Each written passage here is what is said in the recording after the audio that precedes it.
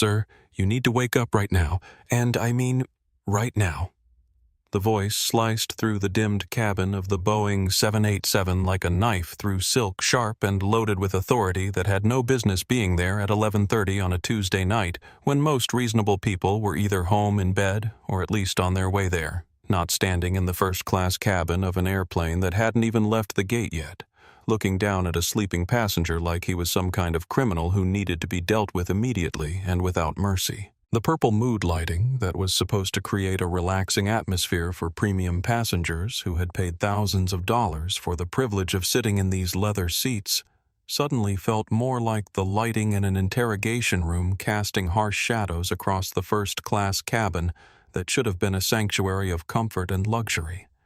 A place where exhausted travelers could finally rest after long days of meetings and negotiations and all the other demands that come with the kind of life that involves frequent air travel and international business dealings. Outside the reinforced windows of JFK's Terminal 5, rain hammered against the glass with the kind of intensity that made travelers grateful to be inside rather than out there in the weather, turning the runway lights into streaks of red and white that blurred together like abstract art, creating patterns that would have been beautiful if anyone had been in the mood to appreciate them instead of dealing with whatever crisis was unfolding in Seat 3A. The terminal itself had been nearly deserted when the late-night boarding began with the usual chaos of daytime travel, replaced by the quiet efficiency of the graveyard shift when gate agents moved with the practiced weariness of people who had seen everything multiple times and weren't surprised by anything anymore, just tired and ready for their shifts to end so they could go home to their own beds and their own lives. The gate agent who had processed the boarding passes for this flight had barely glanced at the passengers streaming past her station, her eyes heavy with the fatigue that comes from working the late shift, when your body is screaming that you should be asleep, waving people through with the kind of automatic efficiency that spoke of thousands of similar interactions over the years, each boarding pass getting the same quick scan and the same soft beep that meant everything was in order. No problems, no issues, no reason for anyone to be concerned about anything at all. The few passengers who had made their way onto the aircraft during the initial boarding period had settled into their seats with the quiet satisfaction that comes from knowing you've paid for comfort and service that most people can only dream about, adjusting the personal entertainment systems and requesting pre-departure beverages and generally behaving like people who understood that first class wasn't just about the seat itself, but about the entire experience of being treated like someone whose comfort and preferences actually mattered to the people responsible for getting them safely from one city to another. Damon Rivera didn't stir from his position in Seat 3, his body finally surrendering to the exhaustion that had been building for the better part of 48 hours. The kind of bone-deep tiredness that comes from pushing yourself beyond what any human being should reasonably be expected to endure, running on nothing but caffeine and adrenaline and sheer stubborn determination to get the job done, no matter what it cost you in terms of sleep or sanity or anything else that might normally be considered important. The noise-canceling earbuds he wore weren't just doing their job of blocking out the ambient sounds of the aircraft and the terminal beyond. They were performing miracles, creating a cocoon of blessed silence around a mind that had been running at full speed for longer than was healthy or sustainable, finally allowing him to shut down the constant stream of thoughts and concerns and calculations that had been dominating every waking moment for months on end. At 43 years old, Damon had the kind of presence that usually commanded attention the moment he walked into a room, the kind of physical and personal authority that came from standing 6 feet 3 inches tall with broad shoulders that spoke of someone who had worked his way up from nothing and wasn't about to let anyone forget the journey he'd taken to get where he was now. But tonight slumped in the buttery soft leather seat with his charcoal gray hoodie pulled low over his eyes, and his long legs stretched out in the spacious first-class suite that offered more room than most people had in their entire economy-class row. He looked like nothing more than another tired traveler trying to catch a few hours of sleep before facing whatever waited for him at his destination, whether that was meetings or family obligations, or just the simple pleasure of sleeping in his own bed for the first time in what felt like forever. The hoodie was soft and worn in that way that expensive suits and tailored shirts could never quite replicate the kind of comfortable clothing that became like a second skin after years of wear, paired with faded jeans that had seen better days but fit perfectly, and a pair of Jordan sneakers that had walked through more corporate boardrooms and high-powered offices than most CEOs would care to admit, because Damon had never been the kind of person who believed that clothing defined competence, or that you needed to wear a three-piece suit to prove you knew what you were doing in the business world. His only luggage was a battered leather messenger bag tucked securely in the overhead compartment containing nothing more than a laptop with enough computing power to run a small country. Some documents that represented months of legal work and negotiations,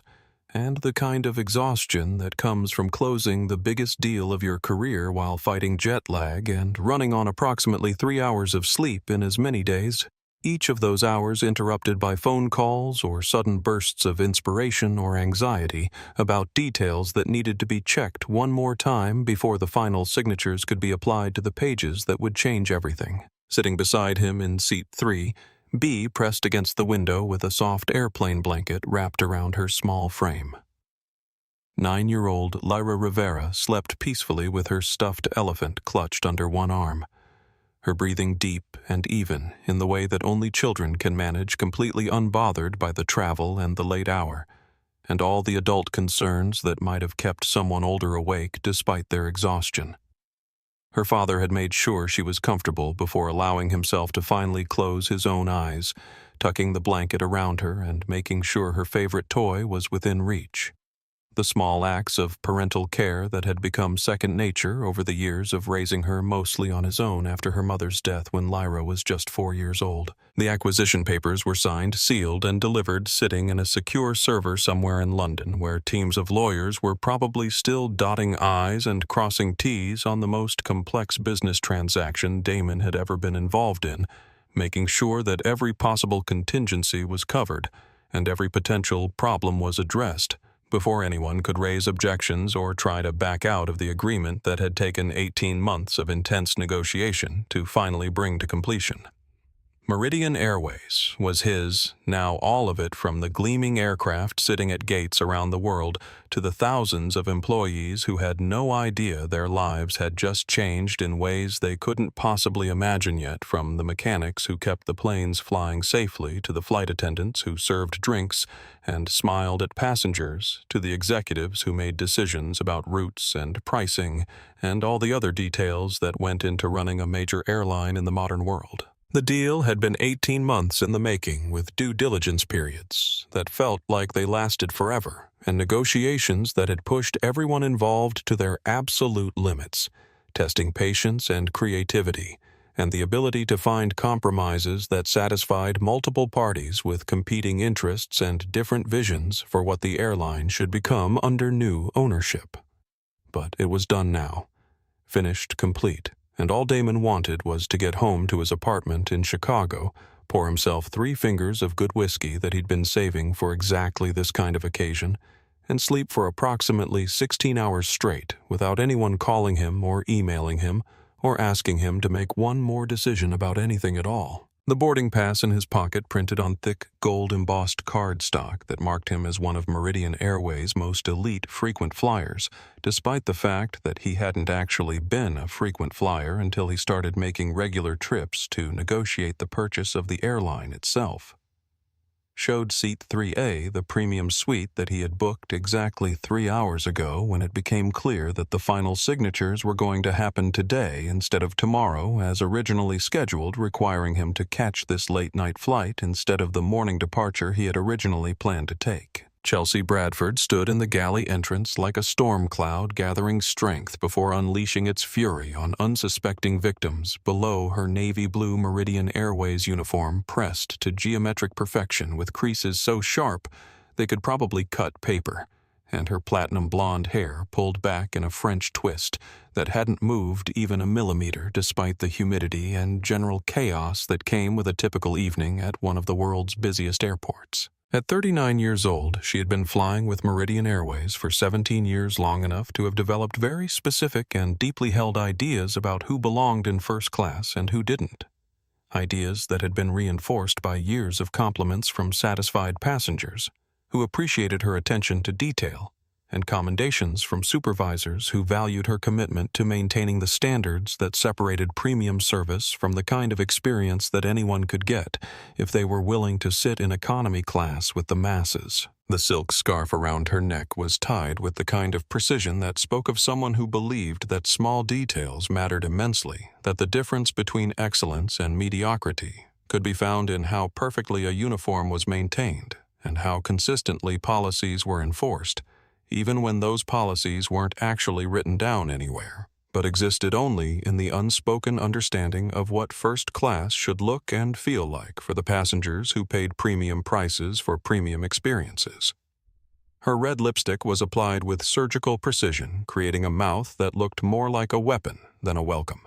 and her eyes held the kind of cold assessment that could make grown men squirm under her gaze, questioning whether they really belonged in the space they were occupying, or whether they should have stayed in whatever lesser accommodation was more appropriate for people like them. First class wasn't just a section of the aircraft to Chelsea. It was a sanctuary, a sacred space where senators and CEOs and celebrities could expect a level of service and atmosphere that justified the $7,200 they paid for the privilege of sitting in those leather seats, being served champagne in crystal glasses, and generally being treated like royalty for the duration of their flight. She had spent 17 years curating that atmosphere with the dedication of a museum curator, protecting priceless artifacts, protecting it from anything or anyone that might diminish the experience for passengers who paid premium prices and expected premium treatment in return, who didn't want to be reminded that the world beyond the first-class cabin was full of ordinary people with ordinary problems and ordinary budgets that didn't allow for the kind of luxury that first class represented. Standing beside her, looking increasingly nervous as she watched her supervisor's expression grow darker and more determined. Jasmine Chen hurried over when Chelsea snapped her fingers with the kind of imperious gesture that made it clear this wasn't a request but a command that needed to be followed immediately and without question. At 24 years old, Jasmine had been flying for exactly 9 months, long enough to understand the basic requirements of the job and to have developed some confidence in her ability to handle the routine tasks that came with being a flight attendant,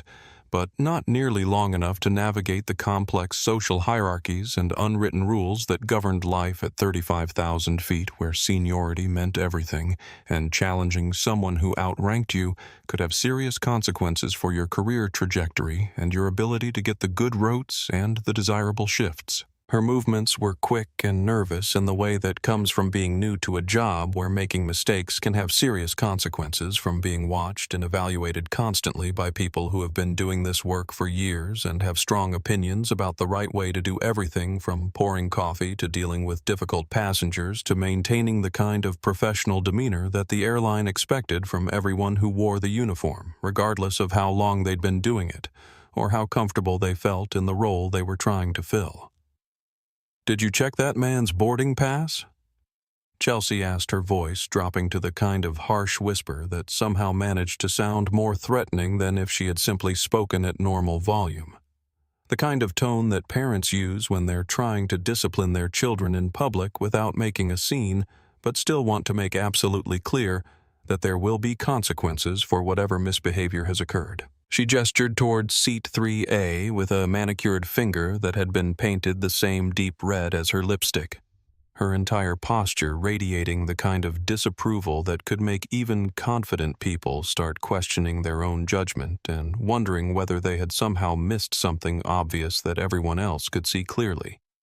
Some violation of standards or expectations that should have been immediately apparent to anyone with eyes and a basic understanding of how the world worked. Jasmine looked confused, glancing toward Damon, and then back to Chelsea with the kind of expression that suggested she wasn't entirely sure what she was supposed to be seeing, or what problem her supervisor had identified that required this level of concern and intervention. "The gate agents checked them all," she said carefully, her voice carrying just a hint of the uncertainty that comes from dealing with a supervisor who seems upset about something that isn't immediately obvious to anyone else who might be observing the situation from the outside. "I was prepping the welcome champagne service like you asked me to do." Chelsea let out a sharp breath through her nose, the kind of sound that parents make when their children have failed to grasp something that should have been completely obvious to anyone with even the most basic level of intelligence or awareness. The kind of exasperated sigh that says, "I can't believe I have to explain this to you without actually using any of those words out loud where other people might hear them and judge the person making the sound." "Look at him," she said, her voice carrying the kind of certainty that brooked no disagreement or alternative interpretations. The kind of absolute conviction that comes from years of believing that your judgment is superior to everyone else's, and that your perspective on situations is the only one that really matters when decisions need to be made. Sweatshirt jeans, sneakers that look like they've been through a garbage disposal and came out worse for the experience.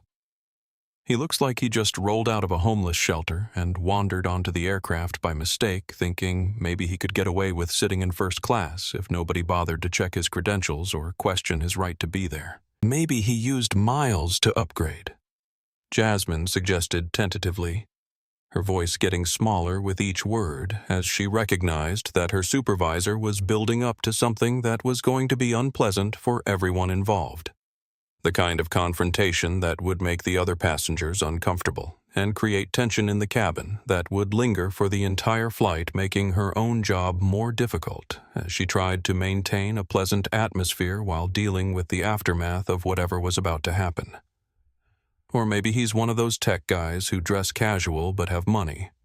You know how they are these days, wearing hoodies to board meetings and showing up at fancy restaurants in sneakers because they don't feel like they need to prove anything to anyone. "I know what money looks like," Chelsea replied, her voice dripping with the kind of condescension that comes from years of believing that your judgment is superior to everyone else's, that your ability to assess people and situations is so refined and accurate that you don't need to actually verify your assumptions before acting on them. And I know what trouble looks like, and that man is trouble waiting to happen, the kind of problem that's going to create issues for everyone on this flight if we don't handle it immediately and decisively before it has a chance to escalate into something even more problematic.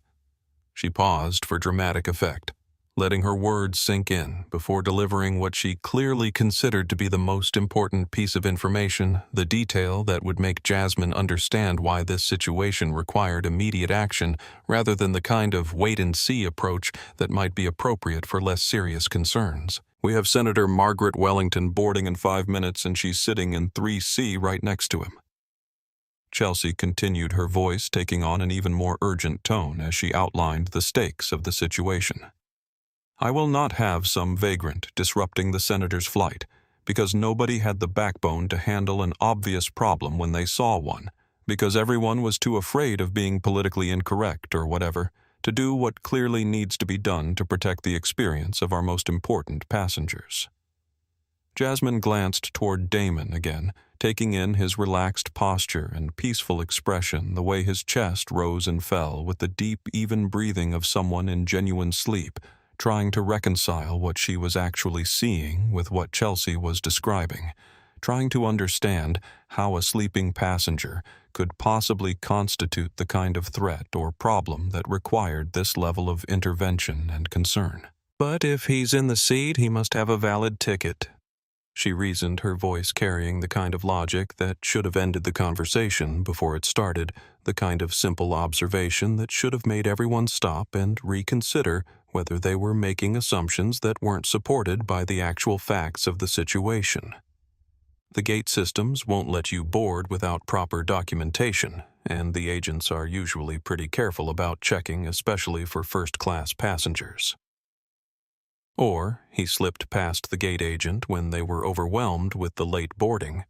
Chelsea insisted, her bias clouding her judgment in ways that would have been obvious to anyone who wasn't already convinced they were right. Anyone who wasn't so committed to their initial assessment that they couldn't see any alternative explanation for what they were observing. "It happens more than you think, especially on these late flights when everyone is tired and not paying as much attention as they should be when the agents are just trying to get people on board so the flight can depart on time and they don't get blamed for delays that affect the entire schedule for the rest of the night. She straightened her shoulders and adjusted her scarf one final time, preparing herself for the confrontation she had decided was necessary and inevitable.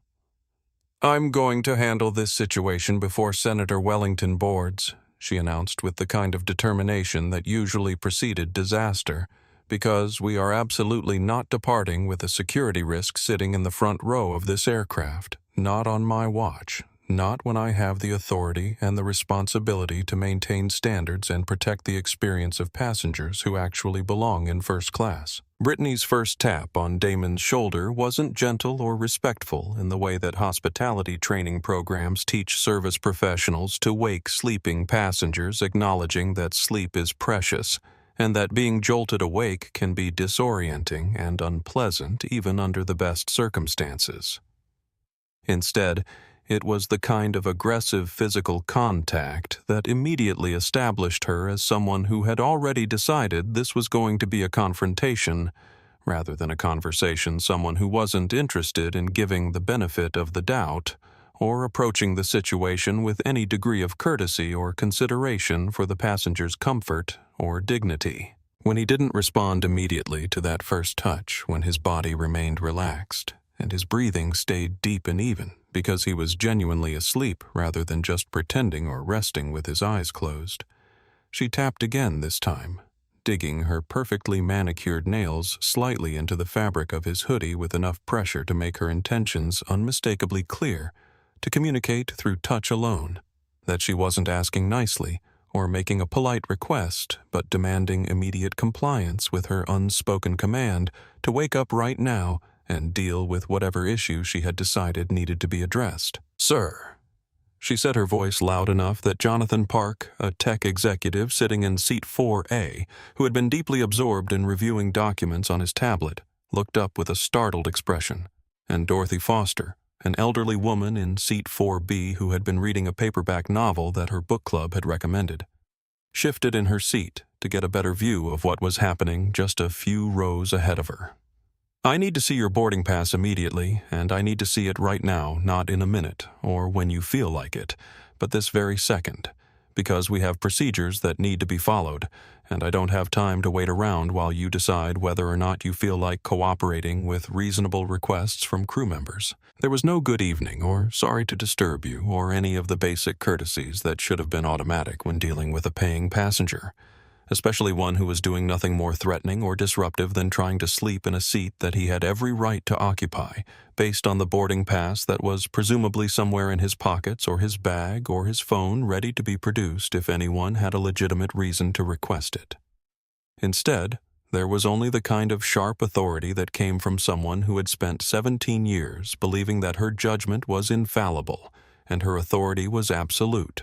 Someone who expected passengers to respond immediately to her demands without question or hesitation, recognizing that she represented the airline and that her word was law within the confines of the aircraft cabin. Damon stirred slowly, climbing up from the depths of the kind of sleep that his body desperately needed after days of pushing himself beyond reasonable limits, confused and disoriented as he pulled one earbud out with fumbling fingers and squinted against the cabin lights that seemed impossibly bright after the darkness behind his closed eyelids, like someone had turned on stadium lights directly in his face without warning or consideration for the fact that his eyes needed time to adjust.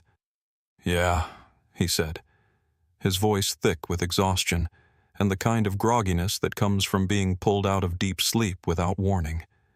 when your brain hasn't had time to make the transition from unconsciousness to full awareness, and you're still trying to figure out where you are and what's happening and why someone is bothering you, when all you want to do is close your eyes again and go back to that peaceful place where nothing hurts and nothing demands your attention. "I need to see your boarding pass,"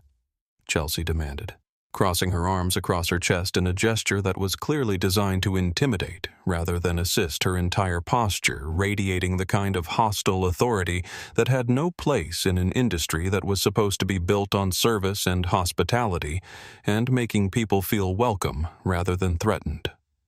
"We have a discrepancy with the passenger manifest, and I need to verify your documentation before we can proceed with departure, because we can't have people sitting in seats they're not supposed to be and creating security risks and potentially causing problems that could affect the entire flight." This was a complete fabrication, a lie told with the kind of confidence that comes from years of believing that passengers will simply accept whatever they're told by someone in uniform, that they won't question or challenge statements made by crew members, because they assume that anyone wearing official airline clothing must be telling the truth and must have legitimate reasons for making whatever demands they're making. Chelsea hadn't even looked at the passenger manifest, yet hadn't made any effort to verify anything through the computer systems that would have immediately shown her that Damon Rivera was exactly where he was supposed to be sitting in exactly the seat he had paid for, because she wasn't interested in facts or documentation or what the official records might say about the situation. She was interested in creating enough confusion and pressure to force Damon to admit that he had somehow gained unauthorized access to first class, to get him to voluntarily move to economy, or leave the aircraft entirely without her having to produce any actual evidence that he didn't belong in the seat he was occupying, relying on the assumption that most people would rather comply than create a scene or argue with someone who seemed so absolutely certain of their position. Damon blinked several times trying to process what was being asked of him, while his brain struggled to shift from the deep relaxation of sleep to the alertness required to deal with whatever this situation was turning into, fighting through the fog of exhaustion to understand why someone was standing over him, making demands when he hadn't done anything wrong as far as he could tell. "I scanned it at the gate," he said, his voice carrying the kind of reasonable confusion that any passenger might feel when confronted with an unexpected request that didn't seem to make any sense based on the normal procedures for boarding an aircraft. The system accepted it. Green light, no problems. The gate agent smiled and told me to have a good flight. "I need to see it now," Chelsea insisted, her voice getting sharper with each exchange, deliberately calibrated to make him feel defensive and uncertain about his right to be there, to create doubt in his mind about whether he had actually followed the correct procedures or whether he had somehow made a mistake that was now coming back to cause problems. "We have protocols that must be followed, and I cannot allow this aircraft to depart until we've resolved this security issue, until I'm completely satisfied that everyone in this cabin has proper authorization to be here, and that we're not putting other passengers at risk by allowing someone to remain on board who shouldn't be here in the first place." The word security was chosen deliberately, designed to make other passengers pay attention and become concerned about what was happening, to establish in their minds that Damon represented some kind of threat that needed to be managed and contained, that Chelsea was protecting them from a potential danger, rather than harassing an innocent passenger based on nothing more than his choice of clothing and the color of his skin. The commotion that had been building in the rows just ahead finally penetrated through the cocoon of sleep that had wrapped around 9-year-old Lyra Rivera, pulling her up from whatever pleasant dreams had been occupying her mind and forcing her into a reality that was confusing and frightening in ways that her young mind struggled to process. She rubbed her eyes with small fists, trying to clear away the blur of sleep and understand what was happening, why there were raised voices, and why her father was talking to someone who sounded angry. Why the peaceful atmosphere of the aircraft cabin had been replaced with this tension that she could feel even without fully understanding what was causing it. Her stuffed elephant, a faithful companion that had traveled with her on countless flights and had been present for every important moment of her young life, from bedtime stories to doctor's appointments to the funeral of her mother 5 years ago, was still tucked securely under her arm where she had placed it before falling asleep, its soft fabric providing a small measure of comfort in a situation that was becoming increasingly uncomfortable and strange. The airplane blanket that her father had carefully wrapped around her before taking his own seat was still draped across her legs, but she pushed it aside now as she sat up straighter, trying to see over the seat back to understand what was happening to her daddy, and why that woman in the blue uniform was standing so close to him and talking in that tone that adults used when they were upset about something. "Daddy." Her voice was small and frightened, cutting through the tension in the cabin like a knife through butter. The innocent confusion of a child who couldn't understand why grown-ups were acting this way, piercing through all the adult posturing and professional authority to get at the simple truth of the situation, which was that a sleeping man was being harassed for no good reason that anyone could actually articulate if they were forced to explain their actions in plain language. "What's happening? Why is she yelling at you? Did you do something wrong?" Damon's expression immediately softened when he looked at his daughter, the controlled anger that had been starting to build in his chest giving way to something gentler and more protective. The instinct of a parent to shield their child from unpleasantness and confusion, even when that unpleasantness is happening right in front of them and can't be hidden or explained away with simple reassurances. "It's okay, sweetheart," he said, his voice calm, despite the absurdity of the situation he found himself in, despite the fact that he was being treated like a criminal for the crime of trying to sleep in a seat he had paid thousands of dollars to occupy. "Just a misunderstanding. Go back to sleep, baby. Everything's going to be fine." But Lyra was wide awake now, the fear that had initially clouded her expression being replaced by confusion and the kind of direct curiosity that only children possess the ability to ask questions that adults dance around or avoid entirely because they expose uncomfortable truths that everyone would rather not acknowledge. She looked at Chelsea with eyes that hadn't yet learned to hide what they were thinking, without the layers of social conditioning that teach adults to be polite even when they're witnessing injustice, and asked the question that was forming in her mind with the straightforward simplicity that comes from not yet understanding that some truths are supposed to remain unspoken. "Did my daddy do something bad? He bought our tickets. I watched him do it on his computer at the hotel. He showed me our seat numbers and everything." Chelsea's face flushed slightly, not expecting to have a child witness to this confrontation, not having planned for the complication of a small girl who might ask inconvenient questions or say things that would make the situation more difficult to manage in the way that Chelsea had envisioned when she first decided that the man in seat 3A needed to be removed from her first-class cabin. "Young lady," she said, her voice taking on the kind of condescending tone that adults sometimes use when talking to children they consider to be interfering in matters that don't concern them. "This is adult business that doesn't involve you. Your father needs to show proper identification to prove that he has authorization to be sitting in this seat, and once he does that, everything will be fine, and you can go back to sleep." But Lyra wasn't intimidated by the authority in Chelsea's voice, or the uniform she wore, or any of the other things that might have made an adult hesitate to continue questioning what was happening. She persisted with the kind of simple child logic that cut through all the complexity and justification that adults wrapped around their actions to make themselves feel better about choices that they knew deep down weren't right. "But he showed it at the gate," she said, her voice carrying clearly through the cabin that had gone almost completely silent as other passengers stopped what they were doing to watch this interaction unfold. "The lady there smiled at us and said, 'Welcome aboard,' and told us to have a good flight.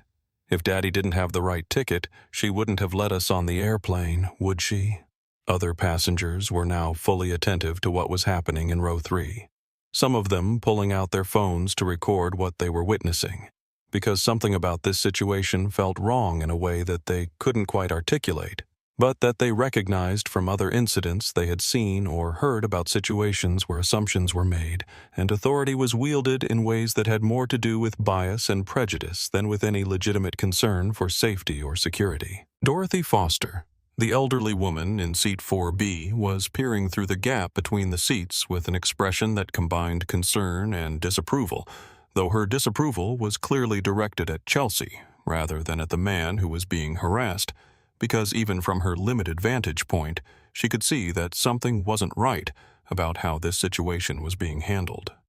Damon's frown deepened as the confusion in his expression gave way to something sharper and more knowing, the dawning realization that this wasn't actually about passenger manifests or security protocols or any of the official reasons that Chelsea was claiming to justify her actions. "That's impossible," he said, his voice carrying a note of certainty that suggested he wasn't going to be easily intimidated or confused into accepting Chelsea's version of reality. "I booked this seat 3 hours ago through your premium reservation system, paid full fare with my corporate credit card, and received confirmation immediately with a booking reference number, and everything else that comes with a legitimate purchase. There's no way my name isn't in your system, unless something is very wrong with your computer systems, in which case you should be calling IT support, rather than harassing passengers."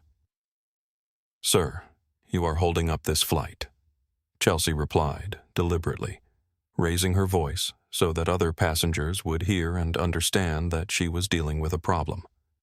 Passenger who was being unreasonable and uncooperative. Someone who was making things difficult for everyone else who just wanted to get home or get to their destination without dealing with unnecessary drama and delays. "If you cannot produce a physical ticket or digital boarding pass immediately, I am going to have to ask you to return to the economy cabin where you actually belong or leave the aircraft entirely so that we can depart on schedule and not inconvenience the other passengers who have places to be and schedules to keep." The word economy hit Damon like a physical blow to the stomach, not because there was anything wrong with economy class, or the people who flew in it, because he had spent plenty of time in economy seats during the years when he was building his company from nothing, and couldn't afford the luxury of premium cabins, but because of the implication behind the way Chelsea said it, the suggestion that someone like him didn't belong in first class, that his presence there was somehow illegitimate or inappropriate, that he should be grateful for being allowed on the aircraft at all, rather than expecting to sit in the seats reserved for people who actually mattered. A sharp edge crept into Damon's voice as he sat up straighter in his seat, the exhaustion beginning to give way to something that looked a lot like controlled anger, the kind of cold fury that comes from being treated unjustly, and knowing that you have every right to be upset about it, but also knowing that showing too much emotion will only be used against you as evidence that you're being aggressive or difficult. "Likely story," Chelsea muttered, but she made sure to say it just loud enough for Damon to hear the words designed to question his honesty and integrity, without giving him anything concrete to respond to, allowing her to plant doubt in the minds of the other passengers without having to actually defend her position with facts or evidence. It was the kind of passive-aggressive attack that allowed her to maintain plausible deniability while making her true feelings crystal clear to everyone within earshot, the suggestion that he was lying about having purchased the ticket that he had somehow sneaked onto the aircraft, or scammed his way into first class through deception or fraud. "Excuse me," Damon said, his voice carrying the kind of quiet intensity that should have warned Chelsea that she was pushing someone who was not going to be easily pushed, someone who had dealt with far more sophisticated attempts at intimidation than anything a flight attendant could throw at him, someone who had sat across the table from hostile corporate executives and aggressive lawyers and government regulators who all thought they could break him if they just applied enough pressure. "I said we need to keep this cabin clear for our first-class passengers," Chelsea replied, her tone dripping with the kind of condescension that was designed to make him feel small and out of place, as if his very presence was contaminating the refined atmosphere that real first-class passengers deserved and had paid good money to enjoy. "You are clearly in the wrong seat, and we need to resolve this situation before it becomes an even bigger problem than it already is." She continued, her voice rising slightly as she committed more fully to the confrontation she had initiated. She gestured toward the overhead compartment with the kind of imperious authority that suggested she was accustomed to having her orders followed without question, accustomed to passengers meekly complying with whatever she told them to do, because they recognized that she held all the power in this situation, and that resistance would only make things worse for them. "Now grab your bag and let's go," she commanded her words, leaving no room for negotiation or discussion.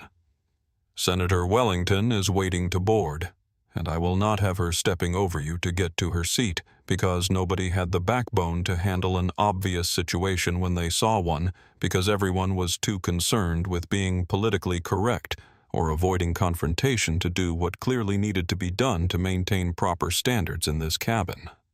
Damon looked at her, really looked at her, taking in every detail of her appearance and demeanor, with the kind of careful assessment that comes from years of dealing with people who believe their authority gives them the right to treat others however they choose, people who think that having a title or wearing a uniform makes them superior to everyone else and exempts them from having to treat others with basic human decency and respect.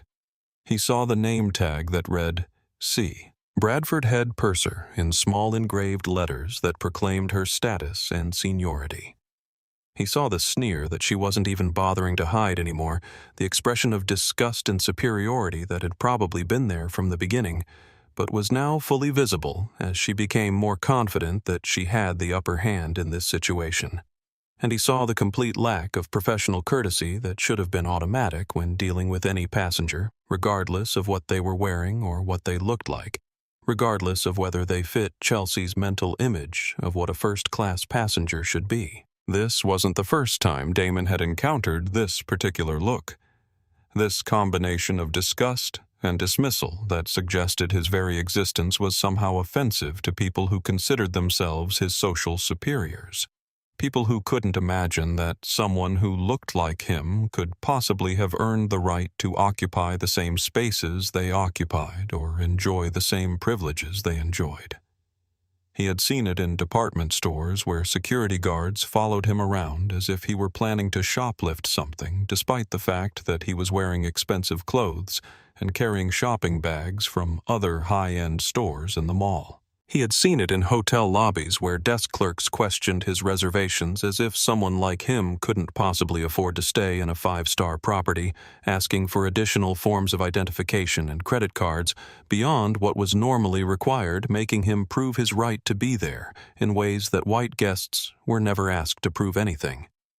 And he had seen it at valet stands where attendants assumed he was there to pick up someone else's car, rather than claiming his own vehicle, handing him keys to cars that belonged to other people, because they couldn't imagine that the expensive sports car sitting in the premium spot might actually belong to the tall black man in casual clothes standing in front of them. Usually, when faced with this kind of treatment, Damon would pull out his American Express black card with its distinctive weight and appearance, or mention his company and his position as CEO, or provide some other evidence of his financial status and social position,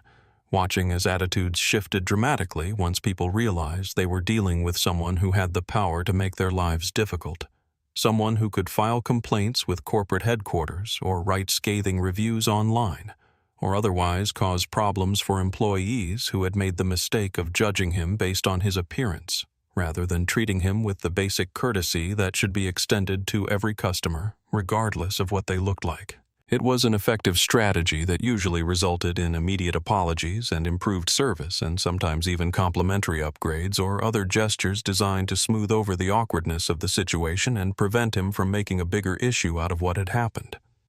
But it was also exhausting,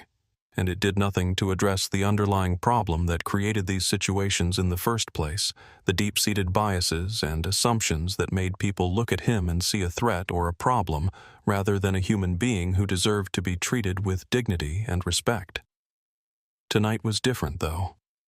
Tonight he was tired enough that the idea of engaging in his usual routine felt like more effort than he could manage, more energy than he had left to spare after days of negotiations and travel and all the other demands that had brought him to this point. But he was also curious about something that he couldn't quite name. Some desire to understand exactly how far Chelsea Bradford would be willing to take this. How committed she was to her assumptions about who belonged in first class and who didn't. What it would take to make her question whether she was making a terrible mistake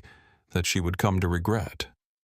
"You're making a mistake," Bradford Damon said calmly, reading her name tag and settling back into his seat with the kind of relaxed confidence that suggested he had no intention of going anywhere, regardless of what she might demand or threaten. regardless of how much authority she claimed to have or how insistent she was that he needed to comply with her orders immediately. "That's Ms. Bradford to you." She snapped, her face flushing with the kind of anger that comes from having your authority questioned by someone you consider to be beneath your notice. Someone who should be grateful that you're even speaking to them rather than having them removed from the aircraft without the courtesy of an explanation. And the only mistake here is you thinking you could sneak into a $7,200 suite wearing a hoodie and sneakers. Like you're going to some college basketball game instead of traveling on a premium airline that has standards and expectations for how passengers should present themselves in first class. By this time, other passengers throughout the first-class cabin were watching the interaction with growing interest and discomfort, recognizing on some level that something was seriously wrong with the way this situation was being handled. That the level of hostility and certainty being displayed by the flight attendant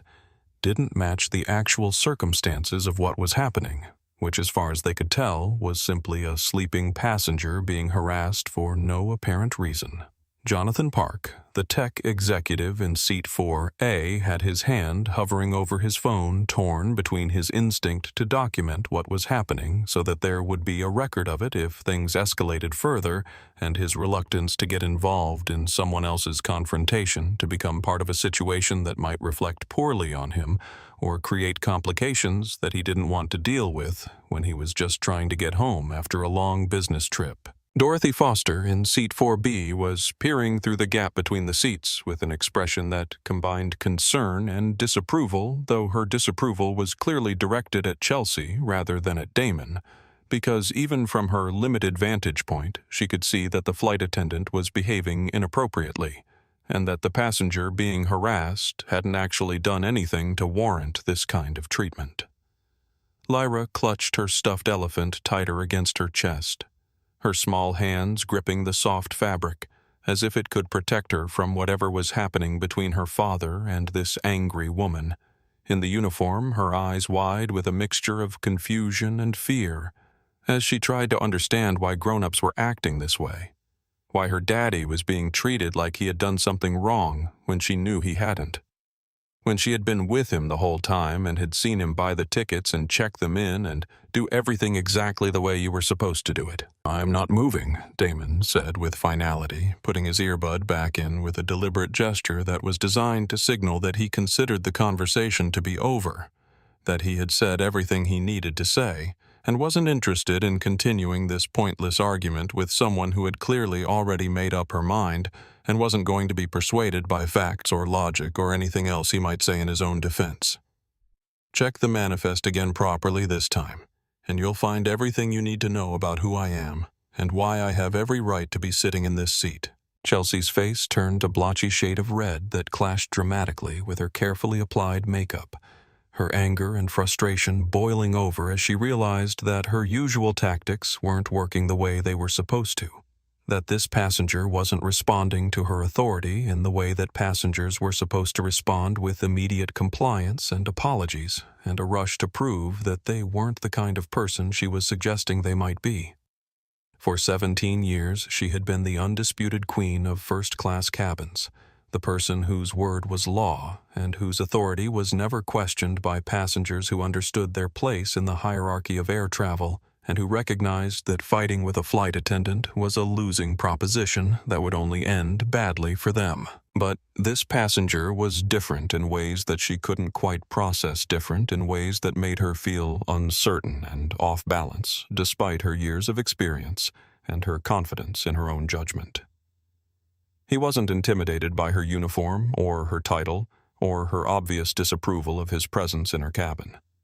He wasn't apologizing or making excuses or scrambling to prove that he belonged there to demonstrate that he had the financial resources and social status that she believed were necessary prerequisites for sitting in first class.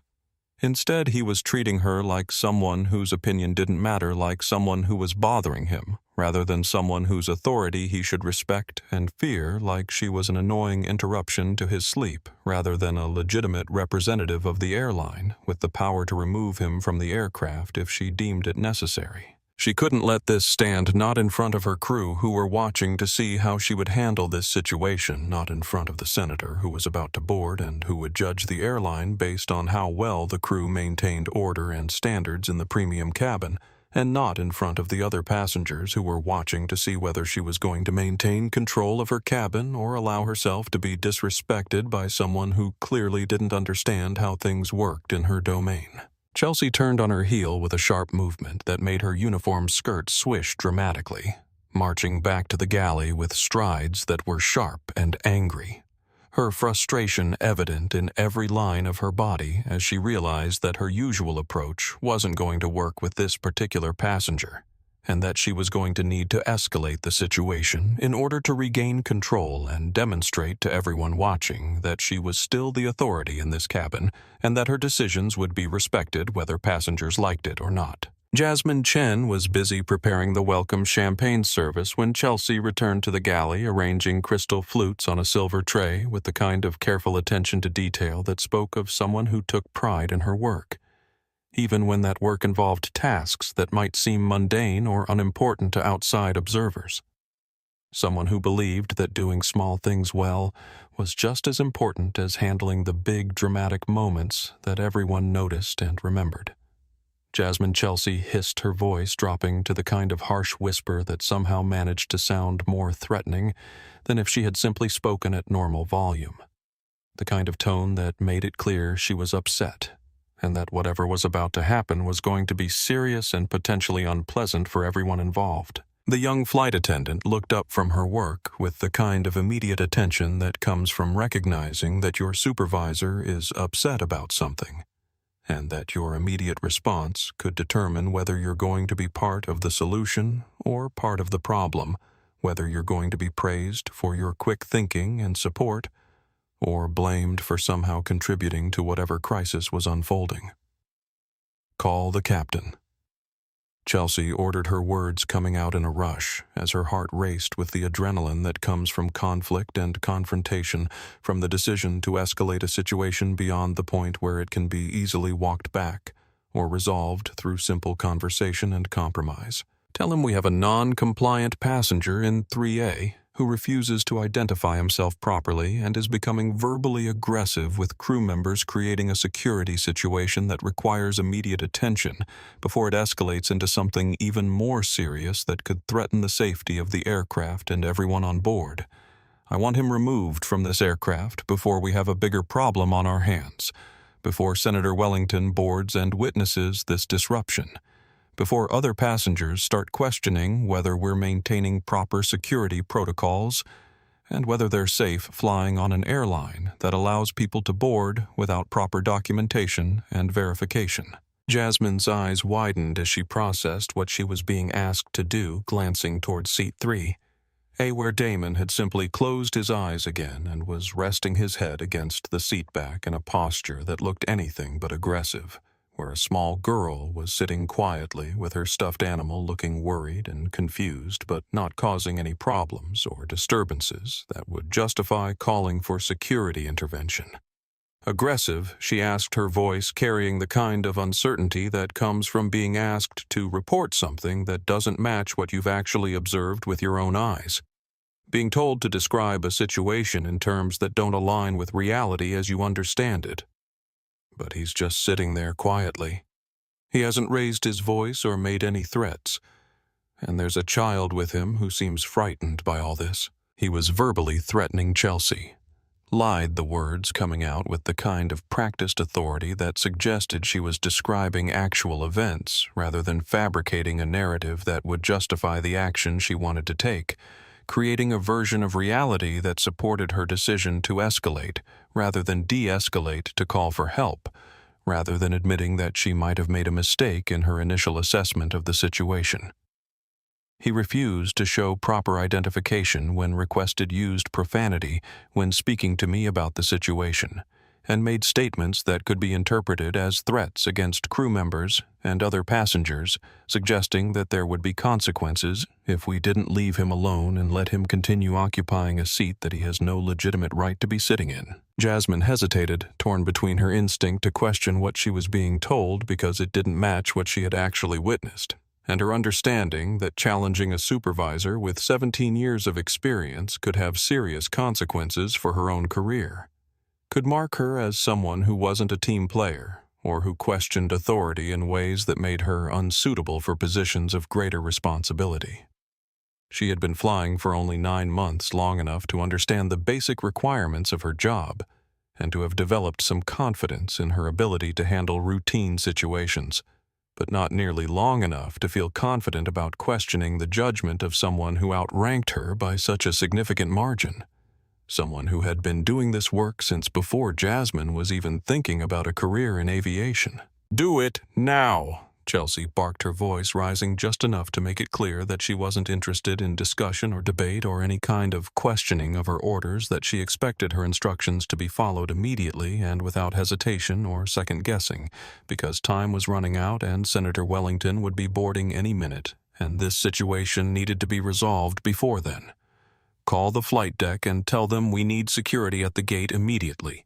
This passenger needs to be removed before Senator Wellington boards, and I will not have this aircraft's departure delayed, because nobody had the backbone to handle an obvious problem when they saw one, because everyone was too worried about political correctness or avoiding confrontation to do what clearly needed to be done." With trembling hands that betrayed her deep discomfort with the situation, but also her inability to effectively challenge what she was being told to do,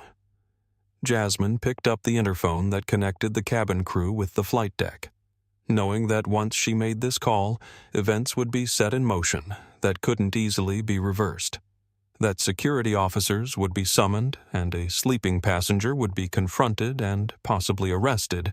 based on nothing more than a flight attendant's insistence that he didn't belong in the seat he was occupying. "Flight deck."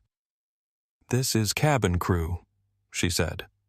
her voice barely steady as she prepared to report something that didn't feel right, but that she didn't have the experience or authority or courage to question effectively, to push back against in a way that might actually change the course of events that were now beginning to unfold. 2 minutes later, the sound of heavy footsteps echoed down the jet bridge as Port Authority police officers responded to what they had been told was a security situation involving an uncooperative passenger who was refusing to follow crew instructions and potentially threatening other travelers.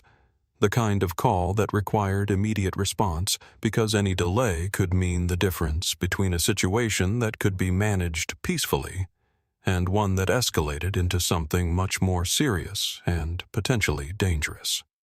Officer Marcus Thompson was a burly man in his mid-40s, with 20 years of experience dealing with every kind of airport disturbance imaginable, from drunk passengers who couldn't understand why they weren't being allowed to board their flights to actual security threats that required careful handling and quick thinking to resolve without anyone getting hurt. His partner, Officer Lisa Martinez, was newer to the job with only 3 years under her belt, but she was equally prepared to handle whatever situation they might encounter, having been trained in de-escalation techniques and proper procedures for dealing with passengers who were causing problems on aircraft or in terminals.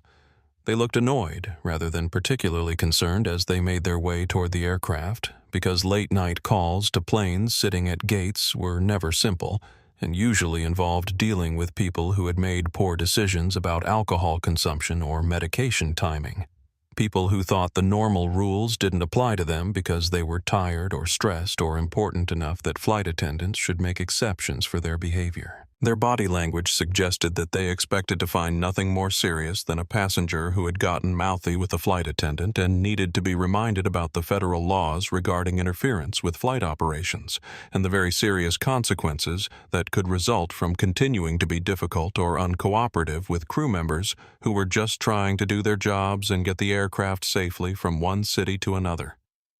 Chelsea was waiting for them at the entrance to the first-class cabin,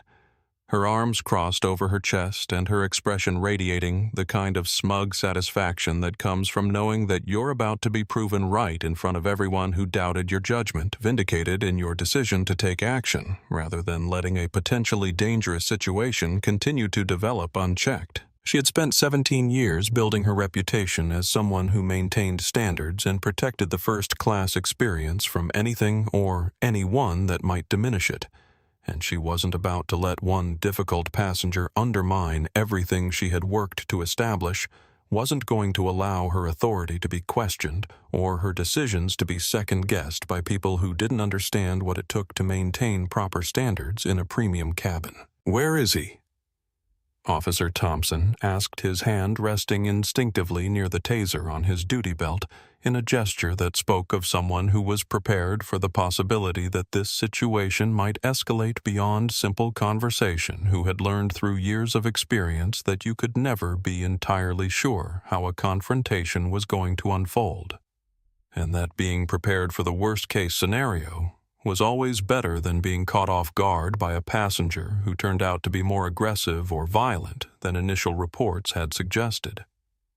His eyes swept the first-class cabin, taking in the well-dressed passengers, and the refined atmosphere, and the general air of expensive comfort, trying to identify which person, among all these obviously affluent and successful-looking travelers, was causing problems significant enough to require police intervention and potential removal from the aircraft. Chelsea pointed toward seat 3. Like an accuser in a witch trial might point toward the person she was convinced had brought misfortune to the community. Her finger trembling slightly with the adrenaline and anger that had been building throughout this entire encounter, with the conviction that she was doing the right thing, even though some small part of her mind might have been starting to wonder whether she had perhaps acted too hastily or made assumptions that weren't entirely justified by the actual facts of the situation. "He's refusing to leave his seat," she said, her voice carrying clearly through the cabin that had gone almost completely silent as passengers stopped what they were doing to watch this drama unfold, each word chosen carefully to paint Damon as the aggressor, and herself as the victim of unreasonable behavior from someone who should have simply complied with her reasonable requests. "He has no valid ticket for first class, and he threatened me when I tried to resolve this situation peacefully and professionally by asking him to provide proper documentation or relocate to a seat that he actually has authorization to occupy." Officer Thompson adjusted his equipment belt with the kind of practiced movement that cops make dozens of times per shift, preparing himself mentally and physically for whatever was about to happen, and began walking toward Damon with the kind of heavy, deliberate footsteps that were designed to announce his presence and establish his authority before any conversation began. Each step seeming to echo through the cabin with unusual loudness, as if the aircraft itself were amplifying the sound to make sure everyone understood that law enforcement had arrived and that the situation was now moving into a different and potentially more serious phase. Each step seemed to carry weight beyond just the physical impact of his boots on the aircraft floor, announcing to everyone present that this situation had escalated from a customer service dispute into a potential federal crime involving interference with flight operations, which carried serious penalties, including possible jail time and permanent restrictions on future air travel for anyone convicted of such an offense. Damon Rivera opened his eyes as the shadow of the police officer fell across him, blocking out the ambient cabin lighting and replacing it with the dark outline of a large man in uniform, who was clearly there to deal with him in some official capacity. The expression on his face wasn't one of fear or anger or even surprise at this development, which perhaps should have been shocking given that he had done nothing wrong and had every right to be sitting exactly where he was sitting. But instead, it was the weary look of someone who had been through variations of this before, in different contexts and different situations, who recognized exactly what was happening here and understood that protesting or explaining wouldn't make any difference to people who had already made up their minds about what they were seeing and what it meant. Jonathan Park, watching from seat 4, would later tell people that it was that expression, that look of disappointed recognition rather than shocked indignation or outraged innocence, that made him realize this wasn't the first time something like this had happened to the man in seat 3A, that this kind of profiling and assumption-making based on appearance was something that Damon had learned to expect as a regular feature of his life, rather than as an unusual aberration that shocked him into protest and demands for justice. It was the face of someone who had learned through bitter experience that his appearance would be judged before his character, that his right to occupy spaces would be questioned based on assumptions rather than facts, that he would be required to prove his legitimacy and his right to be treated with basic human dignity in ways that other people would never be asked to prove anything at all. Lyra, still holding her stuffed elephant in a grip tight enough that her knuckles were turning white, sat up straighter in her seat and looked at the police officer with eyes that were wide with fear, but also with a kind of defiant protectiveness that was remarkable in someone so young, a determination not to let anything bad happen to her father, even though she had no real power to prevent whatever was about to occur. "Daddy," she said, her small voice somehow carrying through all the tension and adult posturing. "Are those police? What's happening? You didn't do anything wrong. Why are they here, sir?" Officer Thompson boomed his voice, designed to intimidate and establish dominance before any conversation could begin to make it clear from the very first word that he was in charge now, and that whatever the passenger might want to say in his own defense would be secondary to the authority that the officer represented. "I need you to get out of that seat right now and come with us. You're being removed from this aircraft for failure to comply with crew instructions and for creating a disturbance that threatens the safety and security of other passengers, which are both serious violations of federal law that carry significant penalties if you choose to continue resisting or making this situation more difficult than it needs to be." The words were delivered with the kind of authority that cops use when they want to make it absolutely clear that resistance will only make things worse, that the time for discussion or negotiation has passed, and that the only acceptable response is immediate compliance with whatever orders are being given,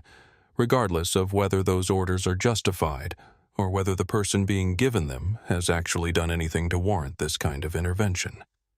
But Damon didn't look intimidated or defensive in the way that Thompson had probably expected, based on Chelsea's description of him as aggressive and threatening. Instead, he looked past Officer Thompson to where Chelsea Bradford stood safely behind the galley counter, watching the scene unfold with obvious satisfaction that her call for backup had been answered so quickly and with such an impressive show of force. "You really called the cops?" Damon asked softly,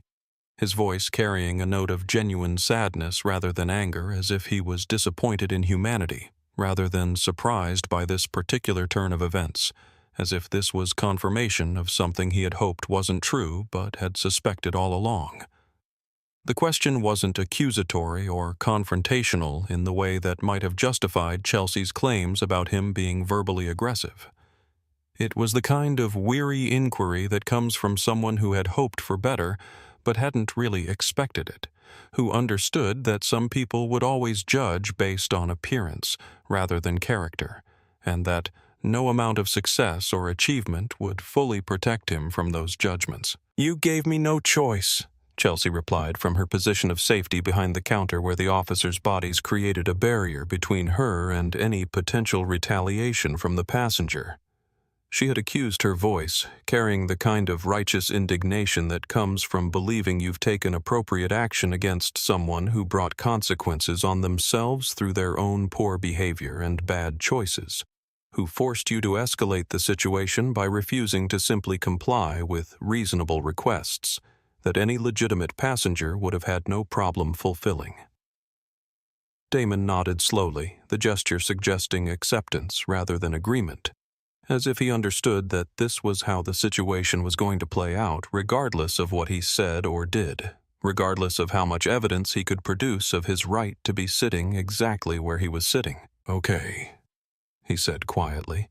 his voice carrying a resignation that came from understanding that sometimes you couldn't win certain battles no matter how right you were or how wrong the other side was.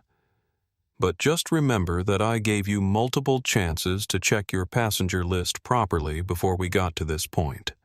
Multiple opportunities to verify information through official channels rather than making assumptions based on nothing more than what you thought you saw when you looked at me." Lyra's small hands grabbed onto her father's arm,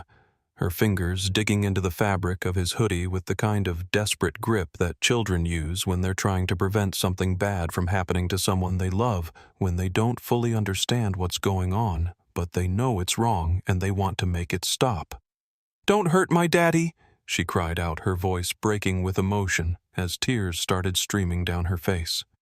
He didn't do anything bad. He bought our tickets. I saw him. Get out of seat now! Thompson shouted, reaching for Damon's arm with the kind of aggressive movement that suggested his patience was running out, and that he was prepared to use physical force if necessary to resolve this situation quickly and decisively, to remove this passenger from the aircraft before things got even more complicated or before other passengers started questioning whether this level of force was really necessary for someone who was just sitting quietly in a seat. I'm moving, Damon said, holding up his hand in a gesture designed to indicate cooperation, while also establishing that he didn't want to be touched unnecessarily, that he would comply with the officer's instructions, but that he expected to be treated with basic human dignity even in this humiliating situation. Don't put your hands on me. I'll comply with your instructions, but I'm not going to be manhandled when I haven't done anything wrong, and when I have every right to be sitting exactly where I am. He unbuckled his seatbelt with deliberate care, moving slowly and keeping his hands visible at all times, in the way that people learn to do when they've had negative interactions with law enforcement before, when they understand that any sudden movement or anything that could be interpreted as aggressive or threatening could escalate a tense situation into something much worse, could result in injuries or additional charges or other consequences that would make an already bad situation even more difficult to resolve. As he stood up, his full physical presence filled the cabin space in a way that his relaxed position in the seat hadn't revealed, showing that he was significantly taller and broader than most of the other passengers in first class, standing 6 feet 3 inches tall, with the kind of broad shoulders and controlled movement that spoke of someone who was physically imposing but had learned to manage his presence carefully, to avoid being perceived as threatening in ways that had nothing to do with his actual intentions or behavior. He moved with the controlled grace of someone who was comfortable with his own power and physical capabilities, but who understood that others might find his size intimidating or frightening, in ways that were completely disconnected from who he actually was as a person, or how he conducted himself in the world, in ways that had everything to do with stereotypes and assumptions about what black men were like and what they were capable of doing if given the opportunity.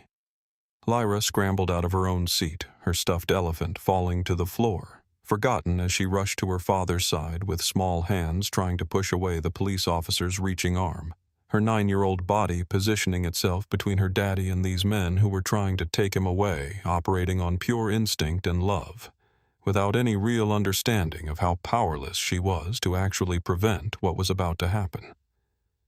Don't hurt my daddy, she cried again, her voice rising to a pitch that made several passengers wince in sympathy that cut through all the adult justifications and official procedures to get at the simple emotional truth of what was happening here, which was a child watching her father being treated like a criminal for no reason that made any sense to her young mind. Chelsea's face paled slightly as she watched the child's distress, perhaps beginning to realize on some level that this situation had gotten out of control in ways that she hadn't fully anticipated when she first decided to call security. That the optics of having a crying child witness her father being arrested were not good, regardless of how justified Chelsea believed her actions to be. But she didn't back down, or suggest that maybe they should reconsider what was happening. Didn't acknowledge that perhaps she had made a mistake in her initial assessment, or that the presence of a frightened child should change the calculus of how this situation was being handled. The passengers in economy class were craning their necks to see what was happening in first class, and several of them had already pulled out their phones to record whatever was taking place up there in the premium cabin, because the age of viral videos had trained everyone to document first and ask questions later, to capture everything on camera,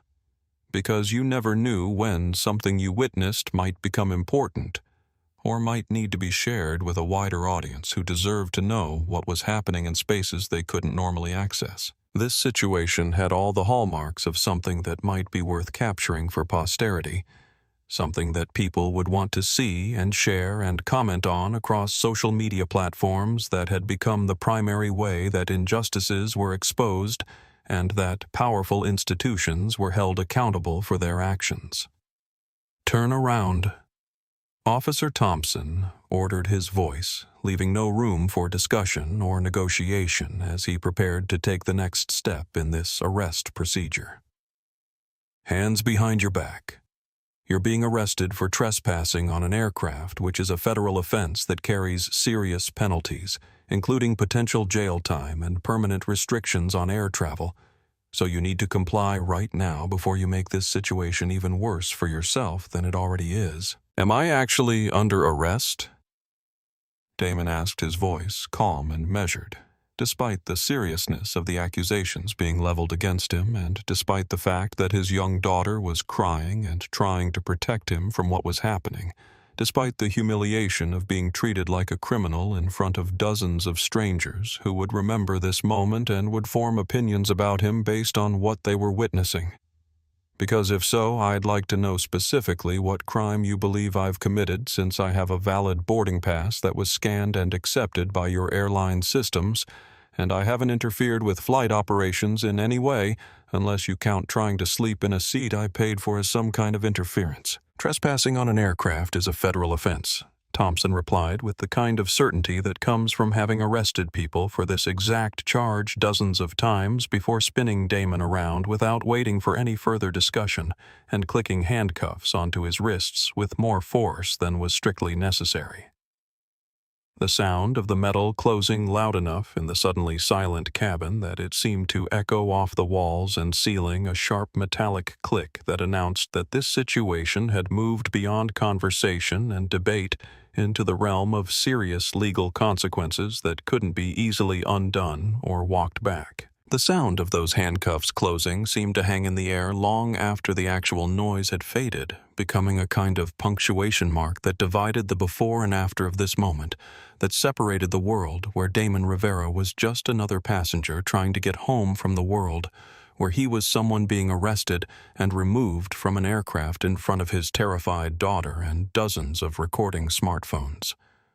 Lyra's crying intensified into the kind of heartbroken sobbing that only children can produce, the sound of a world that had seemed safe and predictable, suddenly revealing itself to be frightening and unjust in ways that her 9-year-old mind struggled to process or understand. "Daddy," she wailed, reaching for him, even though he couldn't reach back with his hands secured behind him. "Why are they doing this? You didn't do anything wrong. Tell them you didn't do anything wrong." Chelsea looked away from the child's distress, unable to meet those tear-filled eyes that were silently accusing her of being responsible for this pain, of being the person who had set all of this in motion with her assumptions and her refusal to simply check the information that would have immediately resolved the situation,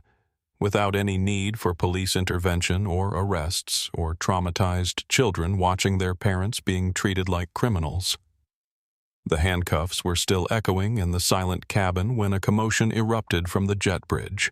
the sound of someone running up the stairs at full speed, taking them two at a time, with the kind of desperate urgency that suggested a genuine emergency was unfolding, that something terrible was happening that needed to be stopped immediately before it could get any worse or cause damage that couldn't be repaired. It wasn't the measured pace of a flight crew member going about their normal duties or heading to the aircraft to begin their pre-flight preparations. It was the frantic rush of someone who had just learned that something catastrophic was in progress and who needed to intervene right now, this very second, before events progressed past the point where they could be reversed or undone.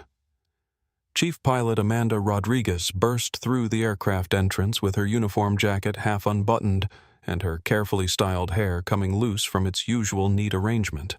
Her face flushed with panic and exertion as she struggled to catch her breath after sprinting through the terminal from the crew briefing room where she had just received the news that had sent her running toward this gate as fast as her legs could carry her. She was holding a tablet computer that was pinging frantically with urgent red notifications, the kind of alerts that were reserved for the most serious operational issues that required immediate attention from senior management.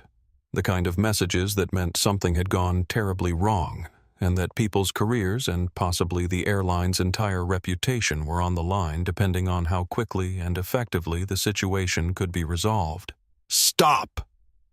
Amanda yelled, her voice cracking with desperation as she took in the scene before her with horror-widened eyes, seeing Damon Rivera standing in handcuffs with a police officer holding his arm and a small girl crying hysterically while clutching a stuffed elephant and looking at her father with an expression of betrayal and confusion that no child should ever have to experience.